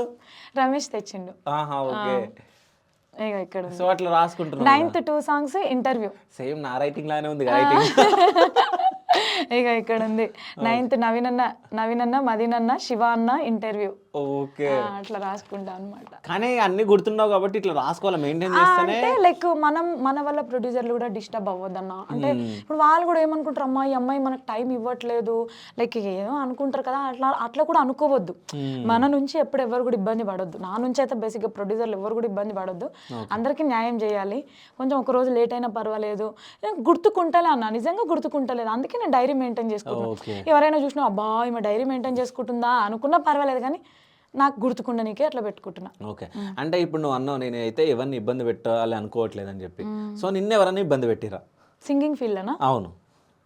ఏ విధంగా అంటే ఏ విధంగా అయినా కానీ, అంటే సాంగ్ పాడడానికి వెళ్ళినప్పుడు ఇన్సల్ట్ చేయడం కానీ, ఎక్కడికైనా ఇప్పుడు టీవీ షోస్ చేసినావు అక్కడికి వెళ్ళినప్పుడు ఇన్సల్ట్ చేయడం కానీ ఇట్లా? నిజం చెప్పాలా అన్న, అంటే ఒక్కొక్కసారి అయితే అంటే ఈమె సింగరేనా అన్న పేరు కూడా వచ్చింది. అంటే నన్ను చూసి అబ్బా ఈమె పాడగలుగుతా, అసలు ఈమె సింగరా, ఈమె పాడుతుందా అని కూడా అనుకున్నారు. నేను చెప్పాను, బట్ కాకపోతే అలాంటి సిచ్యువేషన్స్ కూడా వచ్చినాయి. అట్లాంటి సిచ్యువేషన్స్ కూడా వచ్చినాయి, కానీ చెప్పు, షేర్ ఉంటది. ఎవరైనా కూడా ఇప్పుడు మనిషిని చూసి కొంతమందిని అంచనా వేస్తారు కదా, అది తప్పు. మనిషి ఎట్లున్నా కూడా టాలెంట్ అనేది ఒకటి ఉంటుంది కదా. సో అట్లా కూడా నాకు కొన్ని జరిగినాయి, పర్టికులర్ అని ఏం లేదు. కొన్ని అంతకు ముందుకు, ఇప్పుడు కాదులే కానీ ఒకానొక సందర్భంలో జరిగినాయి. నన్ను చూసి మరి నేను ఉండే విధానం ఏంటో నాకు తెలియదు కానీ అనుకున్నారు చాలామంది, ఇట్లా బాగా అసలు సింగర్ ఏమో పాడుతుందా అని అనుకున్నారు. మళ్ళీ తర్వాత నాకు గొంతు విన్న తర్వాత అమ్మో అసలు గొంతు మామూలుగా లేదు కదా, మళ్ళీ వాళ్ళే డైరెక్ట్ అన్నారు నిజం చెప్తున్నాం మేము, అంటే నువ్వు పాడతావా అని అనుకున్నాము, కాకపోతే నీ గొంతు విన్న తర్వాత సూపర్ అసలు ఎక్సలెంట్, నీకు మంచి ఫ్యూచర్ ఉంటుందని కూడా అన్నారు వాళ్ళే. ఓకే, అంటే ఇప్పుడు పేరుగల్ల పెద్దిరెడ్డి వల్ల ఇదంతా జరుగుతుంది కదా, ఇప్పుడు రికార్డింగ్ అయిన సాంగ్స్లల్లా ఏ సాంగ్ అంటే దీనికంటే ఇంకా హిట్ కాబోయే సాంగ్స్ ఏమైనా ఉన్నాయా? ఇక చెప్పలేమన్నా. నేను ఎప్పుడు కూడా నేను అలా చెప్పి నా పైన నమ్మకం పెట్టుకొని వాడిచ్చారు కదా, ఆ ప్రొడ్యూసర్లకి నేను నమ్మకాన్ని తగ్గియను. ఎందుకంటే ఏ పాట ఎట్లా హిట్ అవుతుందో తెలియదన్నా. మనం బెస్ట్ ఇస్తాం, 100% మనం బెస్ట్ ఇస్తాం, కానీ అది జనాలకి ఎట్లా రీచ్ అవుతుంది అది. ఇప్పుడు కొంచెం కొన్ని మంచి పాటలు ఉంటాయి అన్న, మీనింగ్ఫుల్ సాంగ్స్ ఉంటాయి, అవి ఏం పోవు. కొన్ని ఎట్లున్నా కూడా పోతాయి. వాళ్ళు లైక్ జనాలు ఎంటర్టైన్మెంట్గా ఫీల్ అయ్యి ముందుకు తీసుకెళ్తారా తెలియదు, లైక్ ఎట్లా అనుకుంటారో తెలియదు, కానీ ఏదైనా కూడా అది ఇప్పుడున్న సిచ్యువేషన్కి అయితే జనాలకే రీచ్ అవ్వాలి. వాళ్ళకి రీచ్ అయ్యి ఆ పాటను ముందుకు తీసుకపోతే అది సక్సెస్, ఇక అంతే, అది ఇట్టుబడ్డట్టే. ఇక అంటే ఇప్పుడు రికార్డింగ్ అయిన సాంగ్ ఉన్నాయన్న, చాలా సాంగ్స్ ఉన్నాయి, మనం రివీల్ చేస్తామో చేయమో తెలియదు కదా, ఇట్లా ఉన్నాయి చాలా సాంగ్స్, మంచి సాంగ్స్ పాడి. ఇప్పుడు నువ్వు రికార్డింగ్ చేసి ఎన్ని ఉన్నాయి ఇంకా సాంగ్స్? రోజుకు 3-4 పాటలు పాడుతున్నా కదా అని ఎట్లా చెప్తాను నేను. ఒక 50 ఉండొచ్చా? ఉన్నాయన్న, రిలీజ్కి చాలా ఉన్నాయి. 2025లో పాడిన సాంగ్స్ కూడా రిలీజింగ్కి ఉన్నాయి. ఓకే, ఎంటదంటేనే ఇప్పుడు కొంతమంది ప్రొడ్యూసర్లు కొంచెం టైం తీసుకుంటారు, ఒక్కొక్కరు 1 month 2 months పాడించి కూడా పెట్టుకుంటారు కన్నా. ఇప్పుడు అంతెందుకన్నా, నేను లాస్ట్ ఇయర్ 2025లోనే శివరాత్రి పాట పాడినవి కూడా ఉన్నాయి 2026 కోసం. ఓకే, సో అట్లా 1-2 నెలల ముందు నుంచి అట్లా పాడించుకుంటారు కదా, అట్లా ఉన్నాయన్నమాట సాంగ్స్. ఇప్పుడు ప్రెసెంట్ అంటే ఒక్క సాంగ్ పాడితే ఎంత తీసుకుంటుంది మనీ మమతా రమేష్ అన్న? రెమ్యునేషన్ ఎందుకన్నా అడుగుతున్నా, చెప్పు అంతే. రెమ్యునేషన్ వద్దన్నా. ఓకే, ఎందుకు రెమ్యునేషన్ అంటే డిమాండ్ ఏం లేదు. నేను ఒక రెమ్యునేషన్ పెట్టుకున్నాను. ఎందుకు నేను ఇప్పుడు రెమ్యునేషన్ ఒకటి పెట్టుకున్నాను అంటే, నాకు ఒక గోల్ ఉందన్నమాట. నేను ఇల్లు కట్టుకోవాలి, పక్క నేను ఇల్లు ఈ ఇయర్లో నేను ఇల్లు తీసుకోవాలి. నేను నిజంగా చెప్పాలంటే మాకు ఇల్లు లేదు. సో నేను ఇల్లు తీసుకోవాలి అంటే ఒక్కరి కష్టంతో అయితే కాదు. సో నా భర్త నేను ఇద్దరం కష్టపడాలి. సో ఏదైనా కూడా కొంతవరకే సమయం ఉంటుంది. సో నాకు ఒక టైం వచ్చింది, నాకు ఒక టైం ఇచ్చిండు దేవుడు. నేను ఏం చేసుకోవాలన్నా ఈ టైంలోనే మనం రూపాయి వెనకకేసుకోవాలి. అలా అని చెప్పేసి మనం 1000 మనం ఏం తీసుకోము. సో ప్రొడ్యూసర్ని ఫస్ట్ అడుగుతా, నేను ఇంత ఉంది నా రెమ్యునేషన్ ఇప్పుడు. సో ఇప్పుడు నేను ఇంత అన్నప్పుడు వాళ్ళు అమ్మ మేము ఇంత ఇవ్వగలుగుతాం అన్నప్పుడు నేను అంతే తీసుకుంటాను. అన్న సిచ్యువేషన్ ఇట్లా ఉంది, నేను ఇప్పుడు తక్కువ తీసుకున్నా కూడా నేను తక్కువ తీసుకున్నట్టు అవుతుంది, అది మళ్ళీ స్ప్రెడ్ అయిపోతుంది. ఈమె ఒకరి దగ్గర ఇంత తీసుకుంటుంది, ఒకరి దగ్గర ఇంత తీసుకుంటుంది అనుకుంటారు. సో నేను ఒకటి పెట్టుకున్నాను, ఒక ఫిగర్ పెట్టుకున్నాను ఇంత అని. మీరు దానికి ఓకే అనుకుంటే మీరు అది ఇవ్వండి, లేదు అన్న మీరు దానికి తక్కువ 1% 2% తక్కువ అన్నా కూడా నేను చేస్తాను అని చెప్తా. అంతేగాని ఇక నేను ఎక్కడ ఎవరిని ఇబ్బంది పెట్టను. ఓకే, అంటే ఇప్పుడు ఈ ఫీల్డ్ ఎట్లుంటుందంటే పని చేయించుకొని డబ్బులు ఇయ్యారు చాలా మంది. అట్లా జరిగినాయి, నెంబర్లు బ్లాక్ లిస్ట్ లో కూడా పెట్టిర్రు. ఓకే, అసలు పాడించుకొని జరిగినాయి అట్లా. అన్నీ తట్టుకున్నా అన్న, నిజం చెప్తున్నా. అవమానాలు తట్టుకున్నాను, నేను వాడిన తర్వాత వేరే వాళ్ళ సింగర్లతో పాడిచ్చినా తట్టుకున్నాను. ఇక అదంటే ప్రొడ్యూసర్లు ఇష్టం ఉంటుందేమో. ఇక మనం అవమానాలు ఏంటి? ఈ అవమానాలు అంటే ఏం చెప్పాలి, పాడట్లేదు నువ్వు ఇంకా పాడాలి, కరెక్ట్గా పాడట్లేదు అని అన్నారన్న. ఇక మనం అందరి పేర్లు ఏం చెప్పొద్దు, బట్ ఒకప్పుడు అన్నారు. అంటే ఎందుకనంటే నిజంగా నాకు అప్పుడు ఎక్స్పీరియన్స్ లేదేమో అందుకే అన్నారేమో అని అనుకుంటాం, అంతే కదా. ఏదైనా మనం నెగిటివ్గా తీసుకొని అబ్బా వీళ్ళు గిట్లా అన్నారు అని చెప్పి కోపం ఏం పెట్టుకోవద్దు. ఎందుకంటే వాళ్ళు ఏది చెప్పినా మన మంచి కోసమే. ఇక నేను అప్పుడు మంచిగా తీసుకున్నాను కాబట్టి నేను ఇక్కడ కూర్చున్నాను అన్న. అబ్బా వీళ్ళు గిట్లా అన్నారు, నేను వాడను, నేను చెయ్యను అని ఇంట్లోనే కూర్చుంటే ఇక్కడ రాకుంటున్నామో అట్లా. రమేష్ గారు ఏం చేస్తున్నారు ఇప్పుడు ప్రెసెంట్? రమేష్ గోల్డ్ షాప్ లో అకౌంటెంట్ గా చేస్తాడన్న, మూసాపేటలో అకౌంటెంట్ గా చేస్తాడనమాట తను. ఓకే, గోల్డ్ బాగానే తెస్తాడా? ఏడదేస్తాడన్న, ఇక అందులో ఎంప్లాయ్ అంటే ఎట్లుంటుంది, ఇక మనం కూడా కొనుక్కోవాల్సిందే. ఓకే, అంటే డిస్కౌంట్ ఏమైనా ఉంటుందేమో కదా? ఉండదా? డిస్కౌంట్ అంటే ఏముండదు, అక్కడ మనకి జిఎస్టీ మేకింగ్ లైక్ ఇది ఒక్కటి జర తక్కువ చేస్తాడు అట్లా. సో అంటే పెళ్లికి ముందు లైఫ్ ఎట్లుంది, పెళ్లి తర్వాత లైఫ్ ఎట్లుంది? పెళ్లికి ముందు మంచిగానే ఉంది, పెళ్లి తర్వాత ఇంకా మంచిగా ఉంది. ఓకే, పెళ్లికి ముందు ఏమైందా, పెళ్లికి ముందు అమ్మ నాన్న సమక్షంలో ఉంటాం అన్న, ఆ లైఫ్ ఎప్పుడైనా మంచిగానే ఉంటుంది. పెళ్లి అయిన తర్వాత కూడా నేను తల్లిదండ్రుల దగ్గర ఉన్నట్టుగానే ఉంటా, నా భర్త దగ్గర ఎక్కడ రిస్ట్రిక్షన్స్ ఉండవు. ఎక్కడ నీ ఏ పని చేసినా, నేను ఏం కొనుక్కున్నా, నేను ఏం చేసినా కూడా నువ్వు ఇది ఎందుకు కొనుక్కున్నావు, ఇది ఎందుకు చేసినావు, ఇది ఎందుకు, ఏమీ ఉండదు. ఓకే, సో అంటే ఇప్పటి వరకు అంటే మమతా రమేష్ ఎప్పుడైనా ఏడవడం జరిగిందా? అంటే ఒక్క ఆమెను కూర్చొని ఏదన్నా నాకు గుర్తుకొచ్చి సంథింగ్ ఏదన్నా. మా అన్న కోసం ఏడ్చిన అన్న బాగా, మా అన్న కోసం బాగా ఏడ్చినాను. ఓకే. మా అన్న కోసం ఏడ్చినాను. ఒకానొక సందర్భంలో ఇంట్లో కూర్చొని రీసెంట్గా కూడా మా అక్క కూతురు అనమాట, పెద్ద అక్క కూతురు, తను కూడా చనిపోయింది అనమాట. ఓకే. ఆపరేషన్ ఫెయిల్ అయ్యి తను కూడా చనిపోయింది. చిన్న పాప తనకి, ఓకే. అంటే డెలివరీ అయిన 1 వీక్కి చనిపోయింది. తనకి నాకి ఒక 6 years తేడా అంతే, మా అక్క కూతురికి నాకు అంటే ఒక సిస్టర్స్ లాగా ఉండేవాళ్ళం. మా అన్నయ్య చనిపోయినప్పుడు నేను బాగా ఏడ్చిన. 1 year 1.5 year 2 years ఎవరిని చూసినా అబ్బా మా అన్న ఉంటే గిట్లా ఉంటుండేనేమో అని చెప్పి మస్తు ఫీల్ అయినాను. ఇక కోలుకుంటున్నాం అనే మూమెంట్లో మొన్న 2025 మళ్ళీ సేమ్ మంత్ March 28 దెబ్బ తీసిన, మళ్ళీ దెబ్బ కొట్టిండు దేవుడు. ఎంత అంటే నేను ఈ అమ్మాయి విషయంలో అయితే చాలా అంటే చాలా, ఒక రూమ్లో కూర్చొని కొద్ది రోజులు ఏడ్చిన, పాటలకు పోకుండా అసలు బాగా అంటే బాగా. అయితే ఇన్స్టాలో కూడా చాలా సాంగ్స్ వాడినావు కదా నువ్వు. సో ఒక్క 4-5 సాంగ్స్ నా కోసం, వ్యూవర్స్ కోసం. తప్పకుండా. ఫస్ట్ నాకు మంచి నేమ్ తీసుకొచ్చింది ఒక సాంగ్, డబ్బులున్నోడు గొప్పోడు అని. డబ్బులున్నోడు గొప్పోడురా, నేడు లేనోడు పేదోడురా, నీ ముందు నీ మాటరా మనిషి, నా ముందు నా మాటరా, ఆస్తులంటాడు పాస్తులంటాడు మట్టిలో కలిసే మనిషికి, గీ మట్టిలో కలిసే మనిషికి, భూములంటాడు జాగలంటాడు బూడిద పాలయ్య దేహానికి, కాలి బూడిద పాలయ్య దేహానికి, సచ్చిన నాడు నీ ఒంటి మీద కట్టుబట్ట కూడా మిగలదురా, బంధాలు ఏడున్నాయి మనిషికి బంధుత్వం ఏడున్నది, బంధాలు ఏడున్నాయి మనిషికి బంధుత్వం ఏడున్నది. సూపర్ అమ్మ అసలు. ఇంకేమన్నా? దాని తర్వాత ఆడపిల్లను పుట్టనివ్వు, ఆడపిల్లను పెరగనివ్వు, ఆడపిల్లను చదవనివ్వు, ఆడపిల్లను ఎదగనివ్వు, ఆడపిల్లల పొడమికి ఆనవాళ్ళు, ఆడ జన్మే లేకపోతే సృష్టి లేదు, శిలా నీవే శిల్పి నీవే శిల్పం నీవే సృష్టిలో. సూపర్ అసలు. ఇంకా ఇట్లా అంటే నాకు తెలిసి ఇవన్నీ ఇన్స్టాలో ట్రెండింగ్ అయినాయి అనుకుంటా. చాలా ట్రెండింగ్ అయినా. ఓకే. దాని తర్వాత పుట్టింది పురిటిలోన పోయేది మట్టిలోన, పుట్టింది పురిటిలోన పోయేది మట్టిలోన, ఈ ఇల్లు స్థిరము కాదమ్మా ఓ మట్టి బొమ్మ, నీ ఇల్లు వేరే ఉందమ్మా, ఈ ఇల్లు స్థిరము కాదమ్మా ఓ మట్టి బొమ్మ, నీ ఇల్లు వేరే ఉందమ్మా. ఈ సాంగ్ కూడా అసలు ఇంకా ఇట్లా అంటే మొత్తం సెంటిమెంట్ అంటే ఎక్కడనో మనసుకు తాకుతున్నాయి ఇవన్నీ సాంగ్స్. ఈ సాంగ్స్ లైక్ పాడడానికి కారణం కూడా ఏంటి అంటే మా హస్బెండ్ అన్న. అంటే ఇప్పుడు మనం ఒక పాట పాడుతున్నాం అంటే జనాలు ఇన్స్పిరేషన్ అవ్వాలి, అంటే మన పాటతోటి వాళ్ళు కూడా అబ్బా ఉండాలి, ఇన్వాల్వ్ అయిపోవాలి అని. ఇప్పుడు సమాజంలో చాలా జరుగుతుంది. సో మన పాట ద్వారా ఎంతో కొంత మనం మెసేజ్ ఇవ్వాలి. సో ఆ టైంలో నాకు అసలు బేసిక్గా లాస్ట్ 2024 నాకు ఇన్స్టాగ్రామ్ అంటే కూడా తెలియదు, ఉన్నది బట్ ఇట్లా పాడాలి ఇట్లా మనం చేయాలి అని కూడా తెలియదు. 50% నేను ఇన్స్టాగ్రామ్ ద్వారానే బయటకు వచ్చిన బేసిక్గా చెప్పాలి అంటే, మంచి నేను ఎంచుకోవడం. సో చాలా రీచ్ అయినాయి అన్న, అట్లా మిలియన్లు పోయినాయి, మంచిగా అసలు కొన్ని పేజెస్లలో పోయినాయి. నేనని తెలీదు, లిరిక్ వైజ్గా వెళ్ళిపోయినాయి. ఓకే.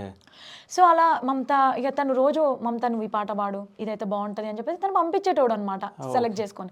సో అది నేను మంచిగా ఒక పల్లవి చరణం నేర్చుకొని సాయంత్రం ఈవినింగ్ టైంలో 5:30 ఎగ్జాక్ట్గా పోస్ట్ చేసేదాన్ని అనమాట. సో అట్లా నాకు రీచ్ పెరిగి ఇప్పుడు 46K ఫాలోవర్స్ ఉన్నారన్న.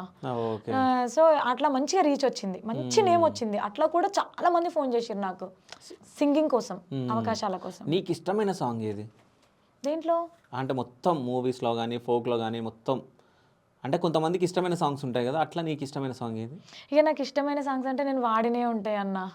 ఇక నేను వాడినే ఇప్పుడు రమేష్ సాంగ్ కానీ బావ బంగారం కానీ అవన్నీ నేను ఇష్టంగా అనుకుంటా. ఇప్పుడు నేను ఏది అబ్బా నాకు ఇది ఒక్కటే ఇష్టం అని ఏమనుకోను, ఎందుకంటే రమేష్ సాంగ్ అయితే ఇష్టం అని చెప్తుంది అంతేనా? ఫస్ట్ అదే వచ్చింది. కానీ నాకు ఒక డౌట్, అన్న. అంటే మీరు ఇద్దరు ప్రపోజ్ ఎప్పుడు చేసుకున్నారు అసలు? ఏం చేసుకోలేదు అసలు, ప్రపోజ్ ఏం లేదు కానీ అట్లా మాటలు కలిసి ఓకే ఇక ఒక 1 year తర్వాతనే ఏమో నేనే చెప్పినాను తనకి. ఓకే నేనే లైక్ అంటే ఇష్టం అని చెప్పినాను కానీ ఐ లవ్ యూ పువ్వులు ఇచ్చుడు అది ఇది ఏం లేదు, ఓకే. అట్లా ఏం లేదు. సో రమేష్ ఏమన్నాడు అప్పుడు? తను టైం తీసుకుండు బేసిక్గా, అవునా? టైం తీసుకుంటాం మమతా చూసుకో లైఫ్, మరి నాకు ఫ్యామిలీ సపోర్ట్ లైక్ అంటే ఏం లేదు, ఇప్పుడు ఏదున్నా కూడా ఆస్తులేంది అంతస్తులేంది అట్లా చూసుకుంటారు కదా, నాకైతే ఇలా ఉంది నా ఫ్యామిలీ సిచ్యువేషను అని చెప్పిండు తను. సో నేను ఒకటే ఏం కోరుకున్నా అంటే మనం హ్యాపీగా ఉండాలంటే ఆస్తులు అంతస్తులు ఏం అవసరం లేదు. కొంతమంది అట్లా ఉన్నా కూడా బాధపడే వాళ్ళు ఉన్నారు. సో ఆ టైంలో నేను ఏమనుకున్నా అంటే అబ్బా ఇష్టపడ్డ వ్యక్తి మనకు దక్కితే చాలు అనుకున్నాను. బట్ కాకపోతే మనం హ్యాపీగా ఉండాలి అంటే అన్నీ ఉండాలి, మనకు డబ్బు ఉండాలి, లైక్ మంచిగా చూసుకునే పర్సన్ ఉండాలి. మనకు డబ్బు ఎందుకు ఉండాలి అంటున్నానంటే మనకు ఫ్యూచర్లో పిల్లలు పుట్టినా కూడా వాళ్ళ రూపాయి ఏదో మనం వెనకకేసుకోవాలి కన్నా, సో వాళ్ళకంటూ ఒకటి చూపించాలంటే అది కూడా ఉండాలి. బేసిక్గా నేను అది లేకుండా నేను హానెస్ట్గా నేను రమేష్ని ఇష్టపడ్డాను. తనకి ఏం లేకున్నా కూడా తను మంచిగా చూసుకుంటాడు, కష్టపడి మనం సంపాదించుకుందాం అనే ఒక నమ్మకంతో నేను ఒక స్టెప్ ముందుకేసి మా ఫ్యామిలీలో ఒప్పించి దేవుడి దయ వల్ల తిరుపతి వెంకన్న స్వామి సమక్షంలో పెళ్లి చేసుకున్నాను. ఓకే. సో పెళ్ళి అయిన తర్వాత ఏమైనా స్ట్రగుల్స్ పడ్డారా? మస్తు పడ్డామన్నా. ఇక సిచ్యువేషన్ అప్పుడు మాకు జీతాలు తక్కువ, నేను జాబ్ చేయకపోయేదాన్ని, ఇంట్లోనే ఉండేదాన్ని. తను ఒక్కడే కష్టం, 12,000 జీతం, 5,000 రెంటు, పిల్లలు, హాస్పిటల్, అది ఇది బాగా కష్టపడ్డామన్నా. అక్కడ ఆ ఇల్లు షిఫ్ట్ అవ్వడం, ఈ ఇల్లు షిఫ్ట్ అవ్వడం అన్నీ బాగా. అంటే డబ్బులు లేకుండా ఉన్న రోజులు, తినకుండా ఉన్న రోజులు ఏమన్నా? తినకుండా ఉన్న రోజులు ఏం లేవన్నా, అట్లా ఏం లేవు. ఎందుకంటే నా ఫ్యామిలీ కూడా ఉంది కదా, అమ్మ వాళ్ళు కానీ అన్నయ్య సాఫ్ట్వేర్ అనమాట, మా రెండో అన్నయ్య సాఫ్ట్వేర్ ఇంజనీరు. సో తను హెల్ప్ చేసేవాడు. అట్లాంటి సిచ్యువేషన్ రాలేదన్న ఎప్పుడు రాలేదు. ఇప్పటి వరకు నీ లైఫ్లో మర్చిపోలేని పర్సన్ ఎవరన్నా ఉన్నారంటే ఎవరన్నా ఉన్నారా అలా పేరు? లైఫ్లో మర్చిపోలేని పర్సన్ అంటూ ఉంటారన్న. ఇక ఎవరని నేను స్పెషల్గా చెప్పను. ఒకవేళగా నేను మర్చిపోలేని పర్సన్ అంటే నా భర్త ఒక్కడే ఉంటాడు బేసిక్గా. అంటే ఉన్న మా నాన్న కానీ అందరు ఉంటారు. బట్ ఏదేమైనా కూడా ఎవరైనా కూడా ఏదైనా సాధించాలి అని, ఇప్పుడు అమ్మాయి సాధించాలన్నా అబ్బాయి సాధించాలన్నా ఏదేమైనా కూడా ఒక సపోర్ట్ అనేది పక్కా ఉండాలి. సో ఈ విషయంలో నేను ఈ స్థాయి వరకు వచ్చి నేను ఇక్కడ కూర్చొని మాట్లాడుతున్నాను అంటే దానికి కారణం నా భర్త. సో ఇంతవరకు నన్ను తీసుకొచ్చి నన్ను జనాలకి ఇంత పరిచయం చేసింది కాబట్టి నేను తనని ఎప్పటికీ ఇంకా నాకు అంతే ఇంకా గాడ్ గిఫ్ట్. ఓకే. సో అంటే సింగింగ్లో నీ ఇన్స్పిరేషన్ ఎవరు?